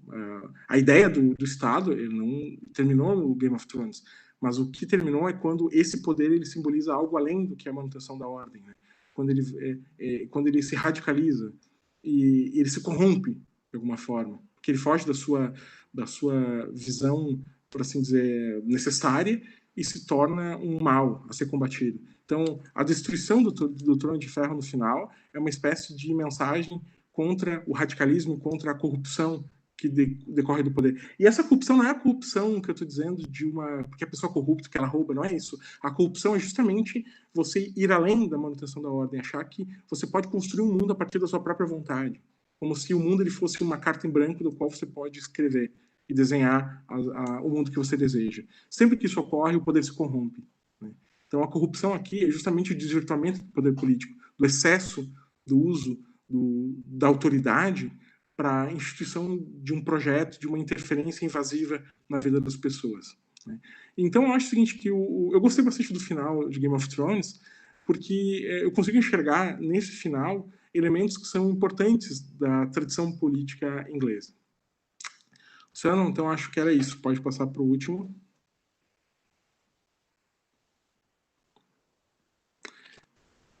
Então era isso, pessoal. Muito obrigado, então. Então acho que a gente já concluiu a nossa explanação. A gente está aqui agora para dialogar com as pessoas aí. Eu quero agradecer ao Luciano e ao Daniel pela exposição tão rica, né, tão cheia de elementos, tão cheia de complicações também, como a própria série traz, né, e tantas necessidades de fazer aportes de uma série de questões históricas, indispensáveis para entender o conjunto da obra, entender os passos, fazer essa analogia com o direito, soberania, quem ocupa, quem não ocupa o trono e de que maneira, com qual legitimidade, por quais caminhos. Hoje eu vou deixar até a Dani puxar mais esse debate, que tem tudo a ver com a área dela. Não é, Dani? Eu acho que você está aí com muito mais vontades, assim, cocerias de fazer umas perguntas. Eu vou deixar você começar, depois eu completo. Tá bom. Não, primeiro parabéns para o Luciano e para o Daniel. Foi uma aula sobre Game of Thrones e a questão do Estado, a questão do poder. E é muito interessante porque eu acho que as três grandes obras que retratam hoje essa história mágica e que moldam digamos, o nosso inconsciente coletivo da última década do século XX e o século XXI, falo de Harry Potter, de Game of Thrones e de Senhor dos Anéis, né? Harry Potter menos, mas todas elas trabalham as ideias, principalmente que falam da própria história da Inglaterra, né? Mas também das duas grandes guerras, né? Para mim, por exemplo, O Senhor dos Anéis é uma representação das duas grandes guerras europeias e a maneira como elas aconteceram, mas de uma forma mágica, sendo caracterizado os seus atores e as suas disputas num mundo idílico, né? Então, e o Game of Thrones faz isso também. Então, acho que vocês terem trazido essa ideia mostra como a arte pode fazer leituras que não só são caricaturadas da realidade, mas são efetivamente um livro aberto para mostrar a essência maior de cada indivíduo que dentro da história se perde, porque a racionalidade talvez seja mais importante do que entendê-los enquanto cidadãos, enquanto pessoas, enquanto indivíduo com características, né? Então eu acho que o que vocês fizeram foi muito interessante, né? Então muito obrigada. Veja, Eu teria uma série de questões, já tem uma questão para vocês no chat, mas uma questão que me toca particularmente e que vocês trabalharam é a seguinte, né? Ao longo de todo o Game of Thrones e toda a série de Game of Thrones, a gente fala de um poder que é um poder óbvio, que é um poder que é um dos mais tradicionais do sistema, digamos, internacional ou do sistema político, que é o poder da coerção, que é o poder do eliminar o outro, para impor a mim sobre os demais. Né? A briga de todo o clã Stark contra os Targaryen, né? os Lannister, os Starks, os Baratheon, que se juntam para brigar com os Targaryen e depois brigam entre eles, o tempo todo é a submissão que um quer pôr sobre o outro. E no final, eu não sei se eu gosto ou desgosto do final. Eu acho que o final do livro vai ser mais trabalhado. Eu acho que foi pouco trabalhado o final da série, mas eu gosto do final da série. Fica claro que o processo todo é de autodestruição mútua. De que o processo de se colocar sobre submissão, um ator colocar o outro sobre submissão, ele não funciona. Ele é custoso, ele é caro, morre muita gente. Né? A gente vê uma hora que a gente acha que a Cersei vai conseguir. Ela tem dinheiro, ela tem um exército, e daí ela é vencida do mesmo jeito. Ela não tem a estratégia. Então, ele é um processo muito caro. O que, assim, trazendo para a realidade dos dias atuais, o Game of Thrones, o que me parece é que ele é uma grande representação de como esse poder tradicional, que muitas vezes no nosso mundo é exercido por países hegemônicos, como os Estados Unidos, ele é ultrapassado. Ele, de alguma forma, ele tem uma serventia, mas ele é ultrapassado. Né? E aí você vê que no grande final de tudo, quem toma o poder é o mais improvável de todos. É aquele que trabalha com a ideia do diálogo e tenta o tempo todo rechaçar a submissão de um grupo sobre o outro. É a ideia da cooperação, é a ideia do multilateralismo, trazendo para os termos dos nossos dias, né? É a ideia de tentar unir e, ao mesmo tempo, dar autonomia para esses lugares, né?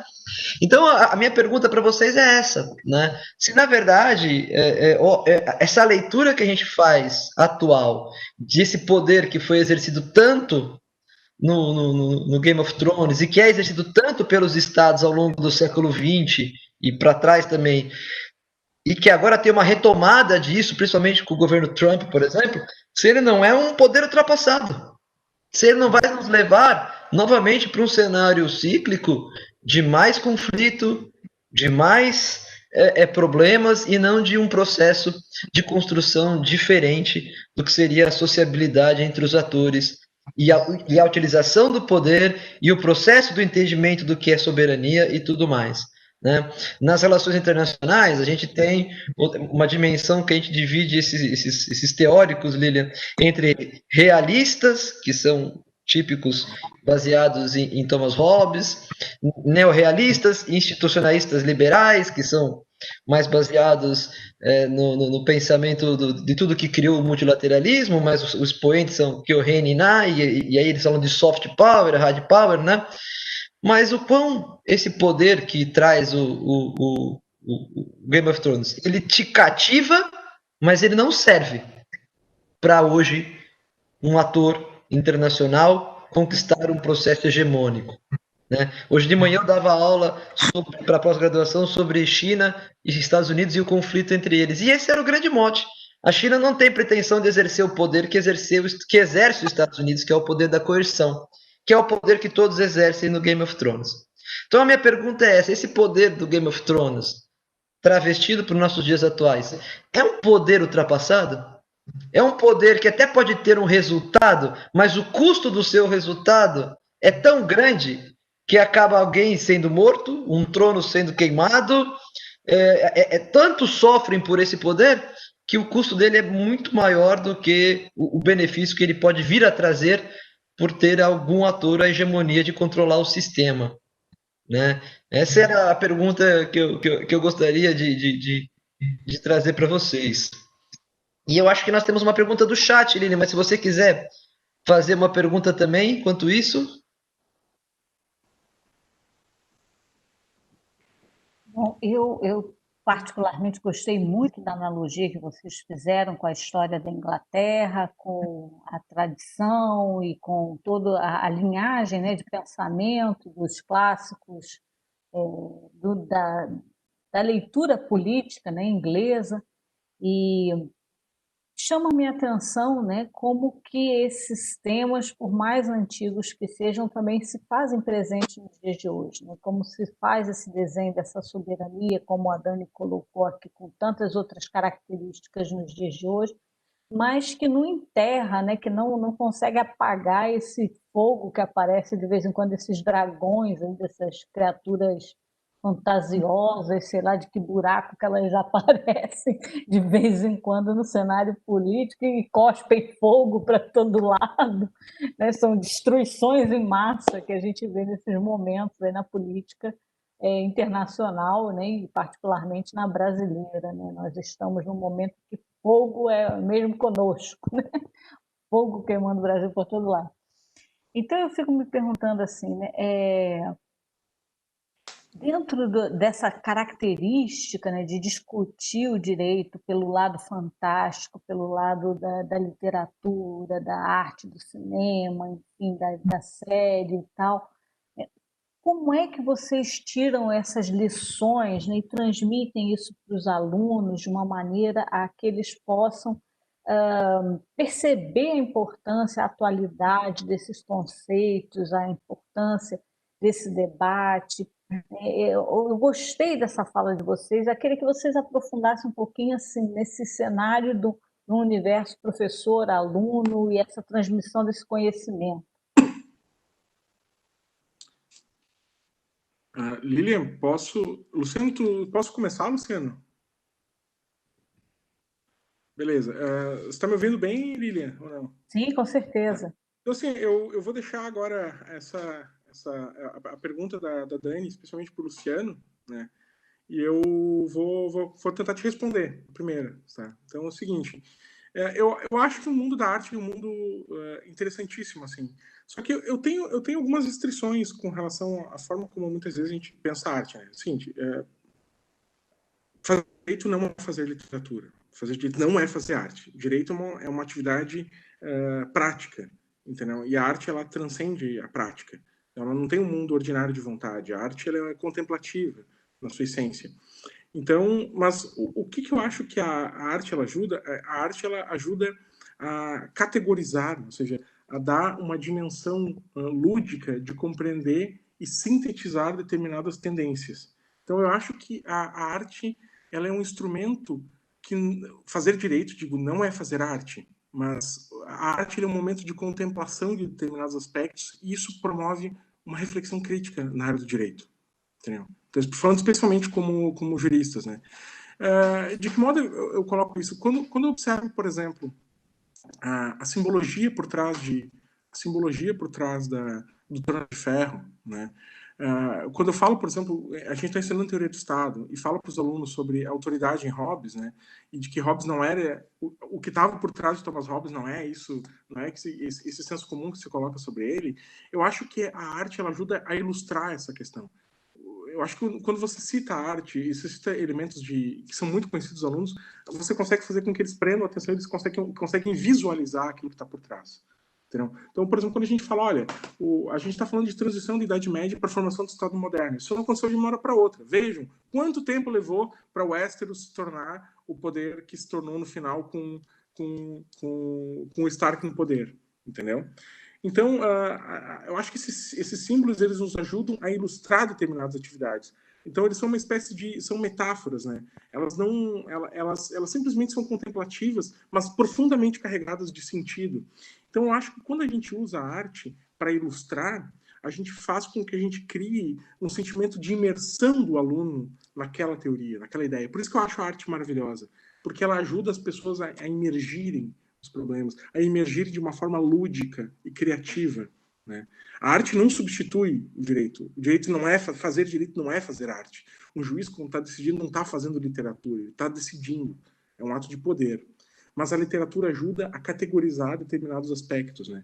Então a gente observa a injustiça do sistema, através da literatura a gente sintetiza muito bem as desigualdades sociais, a violência explícita, o autoritarismo, e também a gente visualiza respostas conservadoras, né? E eu acho que a lição de Game of Thrones, esse é o ponto que eu coloco, ela dá um aspecto diferente da forma como o conservadorismo ele é, em geral, assim, que a gente tem uma visão muito pessimista da ideia da tradição conservadora, especialmente agora com esses governos horrorosos que nós temos populistas, né? Mas, na verdade, o sentimento conservador ele é um sentimento profundamente antirrevolucionário, né? E é um pensamento da ideia de uma busca por uma moderação, um controle do poder. Então, na verdade, se a gente for observar, por exemplo, uma tradição conservadora, ela vai se apavorar com os governos atuais populistas como estão se colocando, que são qualquer coisa menos conservadores, né? São simplesmente governos reacionários em si mesmo, né? E eu acho que, nesse sentido, a gente consegue... Essas simbologias nos ajudam a nos mostrar outros lados, assim, e com isso a gente pode fazer reflexões mais profundas, sabe? Inclusive, reflexões conservadoras sobre governos que são propensamente conservadores, mas não são. São governos profundamente reacionários, né? Então, eu acho que a arte é um instrumento de criar empatia e criar imersão. Então, quando a gente consegue, de alguma forma, dialogar os nossos conteúdos através da arte, a gente ajuda os alunos a se imergirem nos problemas, a se imergirem, a pensar as coisas não como um elemento que a gente tem que decorar para responder a prova, mas um elemento de compreensão. Então, eu acho isso maravilhoso. Quando a gente usa a arte nesse sentido, a gente está trazendo os alunos para o problema, a gente está conquistando os alunos, a gente está criando empatia com eles. Eu sempre digo que toda vez que eu falo, eu estou dando uma aula, por exemplo, de teoria de Estado, toda vez que eu falo de uma série, do Walking Dead ou Game of Thrones, isso prende a atenção dos alunos, e isso faz com que eles entendam. Então, por isso que eu acho a arte maravilhosa, eu acho o projeto Confrontarte um excelente instrumento didático, assim, uma experiência muito boa. Sim? Assim, é muito interessante realmente a contribuição que a professora deu. Realmente eu vejo, né, o Game of Thrones como uma representação, né, de uma nova forma de poder ou de exercício do poder, principalmente no sentido de que ele trabalha um pouco, né, com a questão desse dualismo. Muitas vezes nós temos que é a história do bem e do mal, né, de ter certas, de torcer por certas figuras, muitas vezes, né, achando que aquilo ali vai ser a resolução de um conflito político.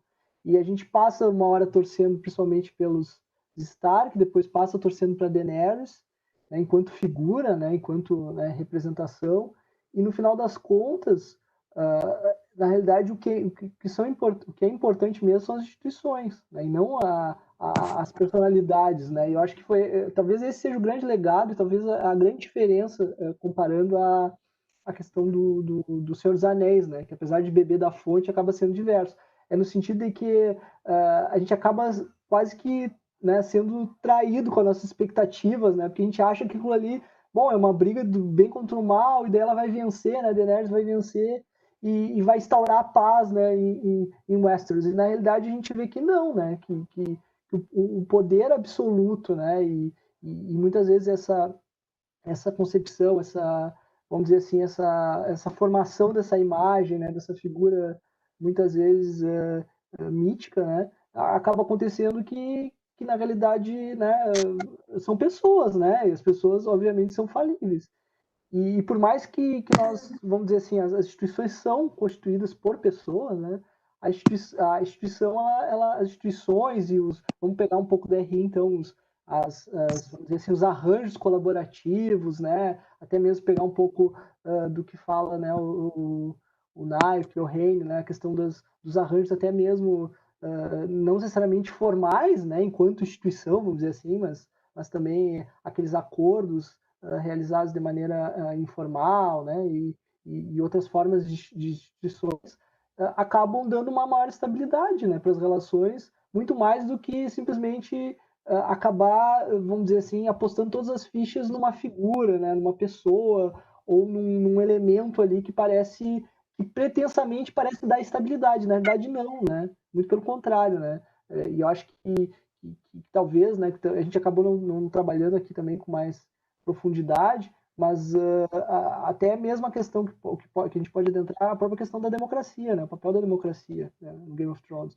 Porque, na realidade, esse modelo, vamos dizer assim, medieval, essa representação medieval que aparece na história, né, desprovida, por exemplo, de sistema de freios e contrapesos de poder, por exemplo, um judiciário independente e de uma limitação do poder, ela mostra que não basta ter as melhores das intenções, né? Se eu não tenho instituições, né, então a gente não tem que, vamos dizer assim, criar heróis, né, que acham que vão resolver todos os problemas. A gente tem que ter confiança num sistema político e fazer esse sistema político funcionar de maneira correta. E isso eu acho que serve tanto do seu ponto de vista, né, da política nacional, local, né, quanto também na política internacional, né? O que a gente tem que tentar fazer valer é que essas instituições, sejam formais ou um pouco mais informais, mais flexíveis, elas sejam estáveis e que permitam que esse jogo de poder ele acabe não simplesmente, conforme bem falou a professora Daniela, eliminando os atores, né? Ou criando uma situação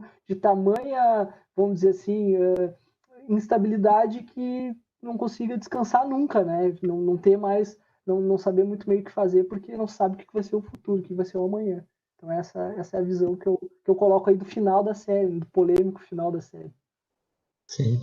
Nós temos duas perguntas ali no chat, eu vou falar para vocês aqui agora. Então, a primeira pergunta é do João Felipe Moreira Lopes Ortega Terra.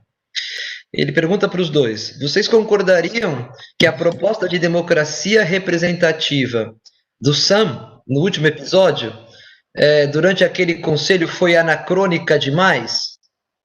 E aí ele faz um comentário depois. Ele fala o seguinte: acredito que o dragão derreter o trono se torna uma metáfora para aquilo que a Daenerys, né, se propôs fazer e se perdeu, quebrar a roda, como ela falava. Essa é a primeira pergunta. A segunda pergunta é da Bruna Botero. Ela pergunta também para os dois. Professor Luciano e professor Daniel, muito bom ouvir vocês novamente. Também sou fã de Game of Thrones e não poderia perder. Saudações também ao grupo. Minha pergunta, resumidamente, como diferenciar bem o racionalismo político, o conservadorismo, o ceticismo frente a grandes projetos políticos da ideia de Estado mínimo? E a professora Débora Grivot, ela faz um comentário, que ela diz o seguinte: o direito é pragmático sim, mas nada seria sem hermenêutica e a história. Stark não seriam nada sem as mulheres Stark. Direito hoje não seria o mesmo sem a força e a metáfora de Arya e de Catelyn. Qual o papel das mulheres nesta soberania? Eu acho que é uma pergunta incrível, porque elas têm um papel central nesse processo todo. É isso, pessoal. Luciano, você quer começar agora? Posso começar, né? Depende pela pergunta final, né? Eu acho que realmente é algo que tem que ser colocado, né? Em relação ao papel das mulheres na história, né? Eu acho que é fundamental. Inclusive, algo que eu já trabalhei em política externa, inclusive, existe uma única figura feminina, né, que faz parte de vamos dizer assim, de um monumento importante da história de Portugal, né, que é o Pelotão dos Descobrimentos, né, e é a rainha Filipa de Lancaster, inclusive era inglesa. E ela cumpriu, né, conforme alguns historiadores, o papel determinante, né, no que diz respeito às grandes navegações e na expansão de Portugal. E quantos livros tem, por exemplo, dessa figura histórica? Eu li um livro somente sobre ela, né? Então, assim, eu acho que é importante resgatar essa, vamos dizer assim, essa participação, né? E não só sob o ponto de vista, vamos dizer assim, da ficção, quanto também sob o ponto de vista da história como nós temos, na história do nosso mundo, né? E em relação também, outra pergunta, primeira, né, que eu posso comentar um pouco, no que diz respeito à questão do simbolismo, né, do trono, né? Eu acho que até o professor Daniel falou um pouco sobre isso na apresentação, né? Que na realidade a expectativa que se tinha com a Daenerys é uma expectativa que no final acabou sendo frustrada, né? Eu acho que aquele discurso que ela faz nos últimos momentos vamos dizer assim, do episódio, os episódios, né? Que ela diz que vai continuar aquele processo, né? E esse é um problema como eu falei, de não ter limitação de poder, né? Porque realmente as pessoas elas são falíveis. Então, na realidade, ela se propõe como quebrar a roda, e eu realmente, quando eu estava acompanhando Game of Thrones, eu achei que era isso que ia acontecer, eu achei que no final, né, a Daenerys seria essa figura capaz de mudar o sistema político, e no final ela acabou não mudando, né? E eu acho que a questão do fim do trono foi a forma que ocasionou a mudança, e não a conquista que a Daenerys acabou proporcionando, né? Então, eu acho que nesse sentido, talvez, né, e ressaltando aquilo que eu já tinha dito antes, né, a questão da institucional, muito mais do que efetivamente da figura política, acaba sendo determinante nesses casos. Né? Bom, voltando à primeira pergunta, assim, eu acho uma pergunta interessante. É o seguinte, pergunta é, você acha que... só pode repetir, se a proposta de Samuel Tarly ter sido rejeitada, ela não foi anacrônica? A pergunta era essa, né? Na verdade, eu vou responder talvez de uma forma surpreendente. Não, ela não foi anacrônica. E eu vou explicar por que isso aí. Não é o seguinte, uma das coisas interessantes na história é que talvez um dos grandes vícios que nós temos é tentar projetar o passado com as lentes atuais. Então, isso é uma coisa complicada. Eu sempre brinco o seguinte, né? Bom, acho que a Lília sabe muito bem, eu sou gaúcho, né? E todo gaúcho tem existe uma lei natural no Rio Grande do Sul, que é o seguinte, todo domingo a gente faz churrasco, entendeu? Daí eu digo o seguinte, e não tem nada melhor que um churrasco, comer churrasco e tudo mais. Daí digamos o seguinte, daqui a 50 anos, o mundo ele se transforma absolutamente. E as pessoas simplesmente viram veganas, de uma hora para outra. Todo mundo vira vegano. E o veganismo se torna um novo normal. Daí os meus netos, bisnetos, vão olhar para o passado e dizer, nossa, que vergonha, o meu avô era um assassino, ele comia carne. Nossa, que coisa estranha isso, né? Honestamente, eu não me considero um assassino e talvez daqui a 100 anos, se comer carne se tornar um ato semelhante a um assassino, talvez o que eu diria para os meus bisnetos do futuro é o seguinte, tentem observar o passado, ou seja, pelo teu avô, não com os teus olhos atuais, mas com os olhos em que nós nos víamos na nossa época, né? Então é o seguinte, talvez a grande forma de identificar o que seria anacrônico ou não, Michael Oakeshott, esse autor filósofo importante do pensamento conservador inglês, ele tem uma expressão para determinar isso que ele chama de Pursuit of Intimations, né? O que é isso? Quando é que a gente sabe se uma coisa é anacrônica ou não? É quando causa uma espécie de desconforto, por assim dizer. Sabe? Como assim? Para nós hoje, se alguém disser o seguinte, quem come carne é um assassino. Isso causa muito desconforto na maior parte das pessoas. As pessoas não se enxergam como assassinas. A Lilian certamente deve ter comido algum produto vegetal hoje, e ela não se considera uma assassina. Então não há esse sentimento. Só que, veja, a história ela não é um boneco do qual nós vamos desenvolver uma espécie de ventriloquismo. As coisas não são determinadas, as coisas são contingentes, né? Então não existe uma coisa que seja eterna. As cidades elas não têm um caminho natural do qual elas se movem. Elas são frutos de demandas que vão surgindo, né? Então, existem uma série de demandas de coisas que há 50 anos atrás eram inadmissíveis e que hoje nós toleramos, e vice-versa, entendeu?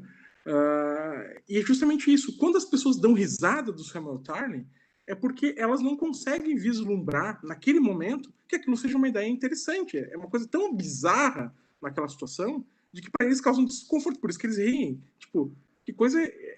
riem do Samuel Tarly da mesma forma como uma pessoa riria se dissesse, se eu chegasse lá para minha avó e dissesse, vó, se a senhora comer um bife, a senhora é uma assassina. Minha avó ela tem 80 anos de idade, é analfabeta, mora numa roça a vida inteira. Então, se você disser isso para minha avó, ela vai se assustar. O que é isso, guri? Para de falar bobagem. Então, essa forma intuitiva, né?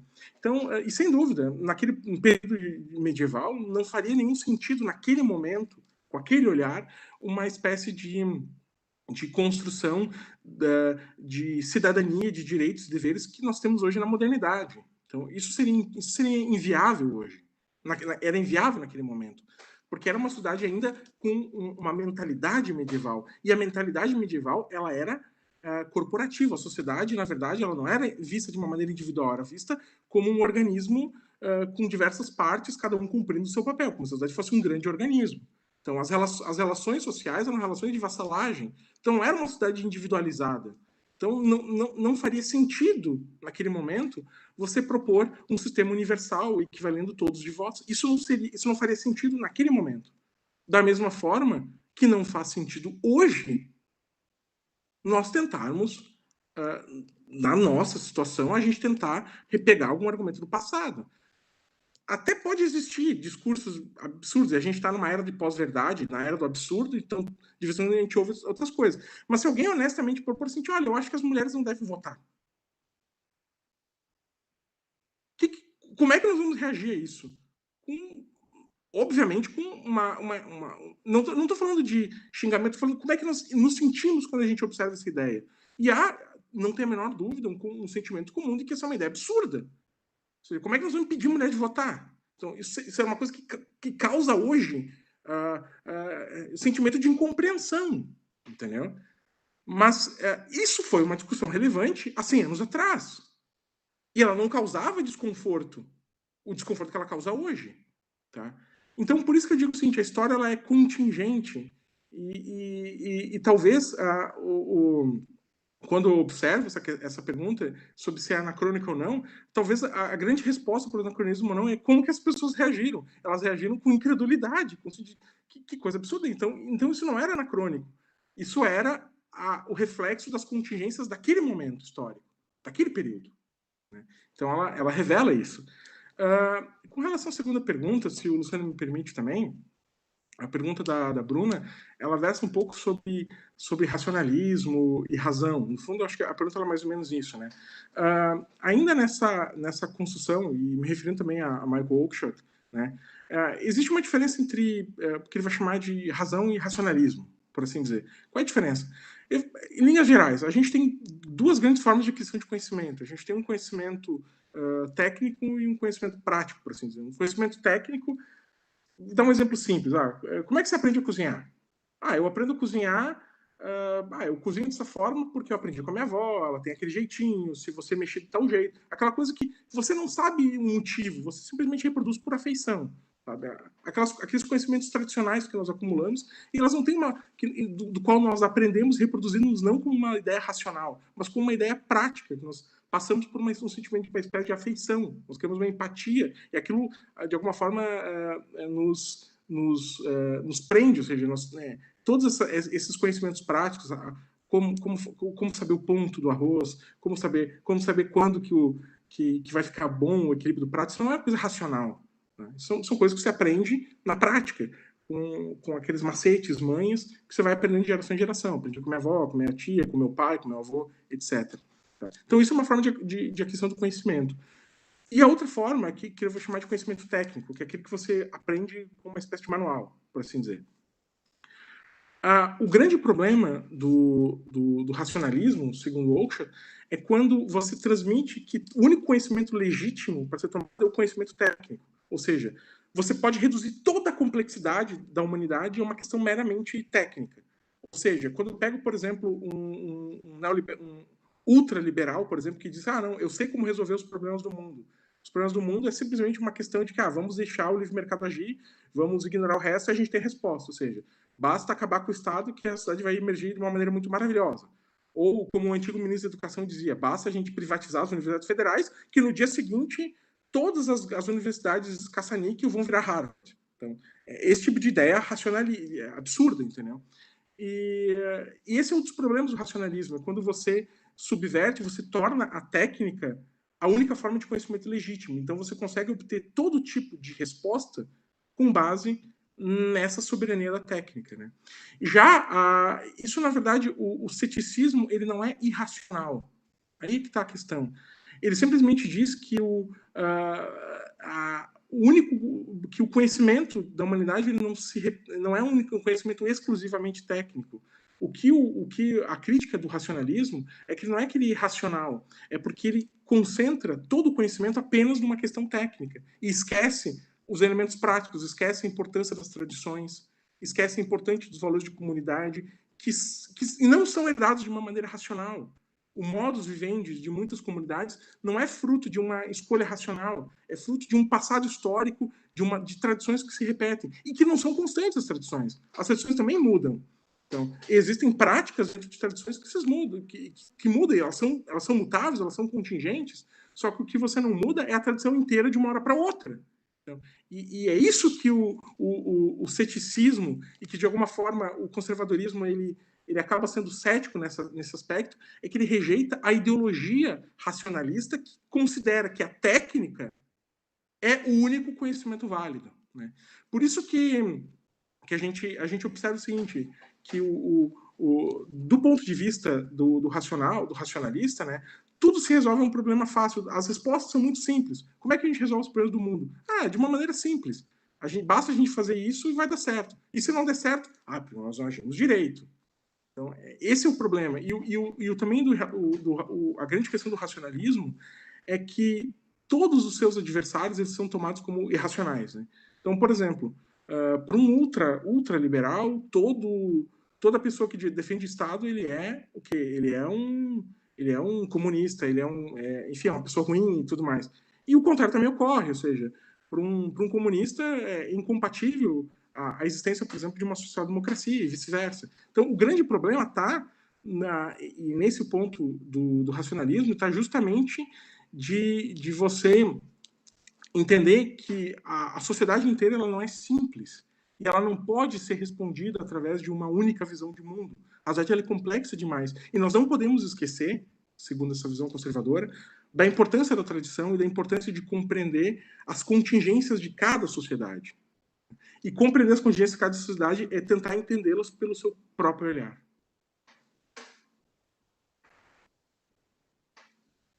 Mais alguma coisa, Lilian? Lilian, deixa eu só te fazer uma questão aqui. Tem mais uma questão que é para mim ali no chat. Se você me deixar dar 2 minutinhos para eu responder, é muito rápida. Então, pro Henrique não ficar sem respostas. O Henrique perguntou o seguinte: se eu podia fazer uma síntese sobre o Mianmar e o veto chinês à intervenção no Conselho de Segurança e esse desafio da democracia liberal em conter a guerra. Henrique, veja.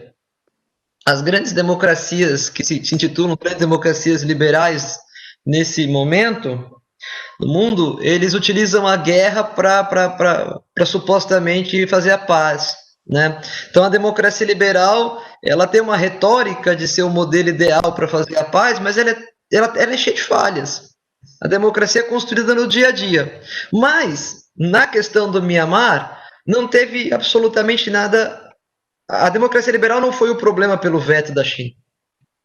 O veto da China se dá principalmente pela questão da China não querer intervenção internacional no seu entorno estratégico.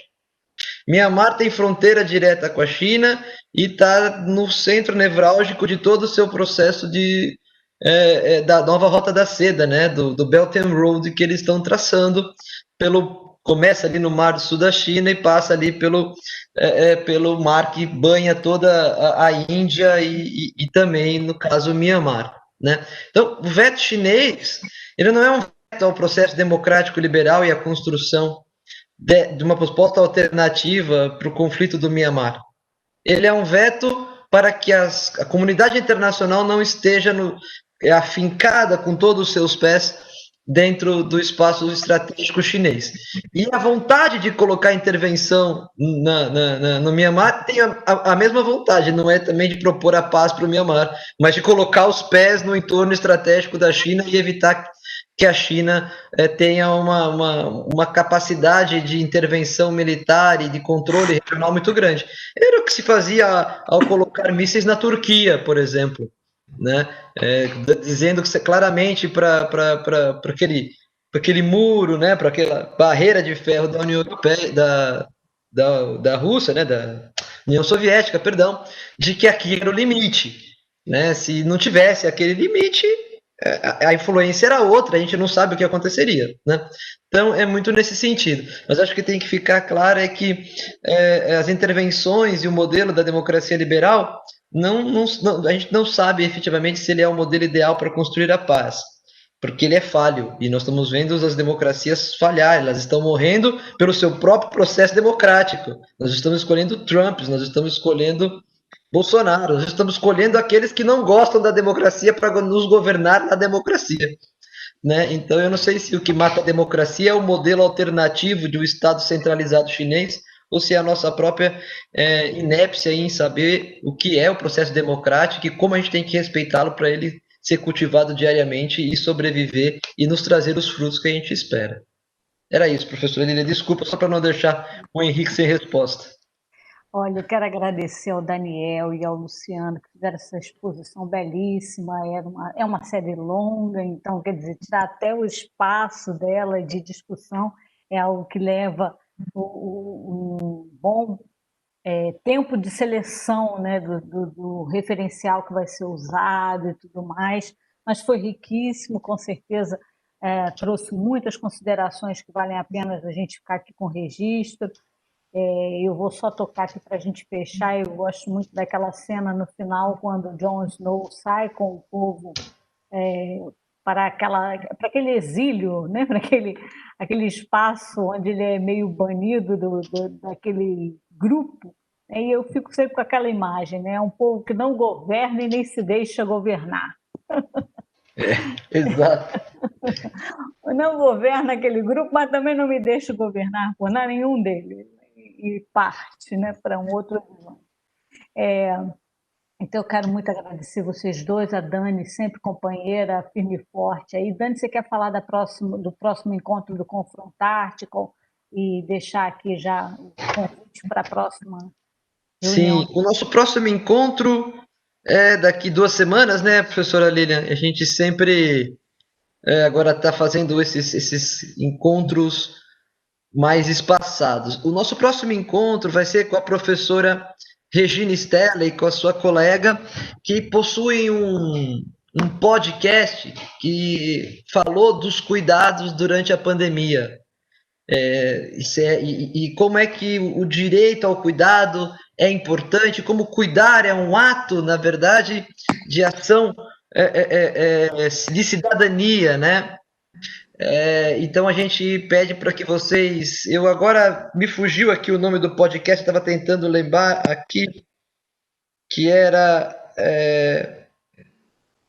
Tá aqui, ó. Cuidar, verbo coletivo. A experiência de um podcast como ferramenta de debate jurídico.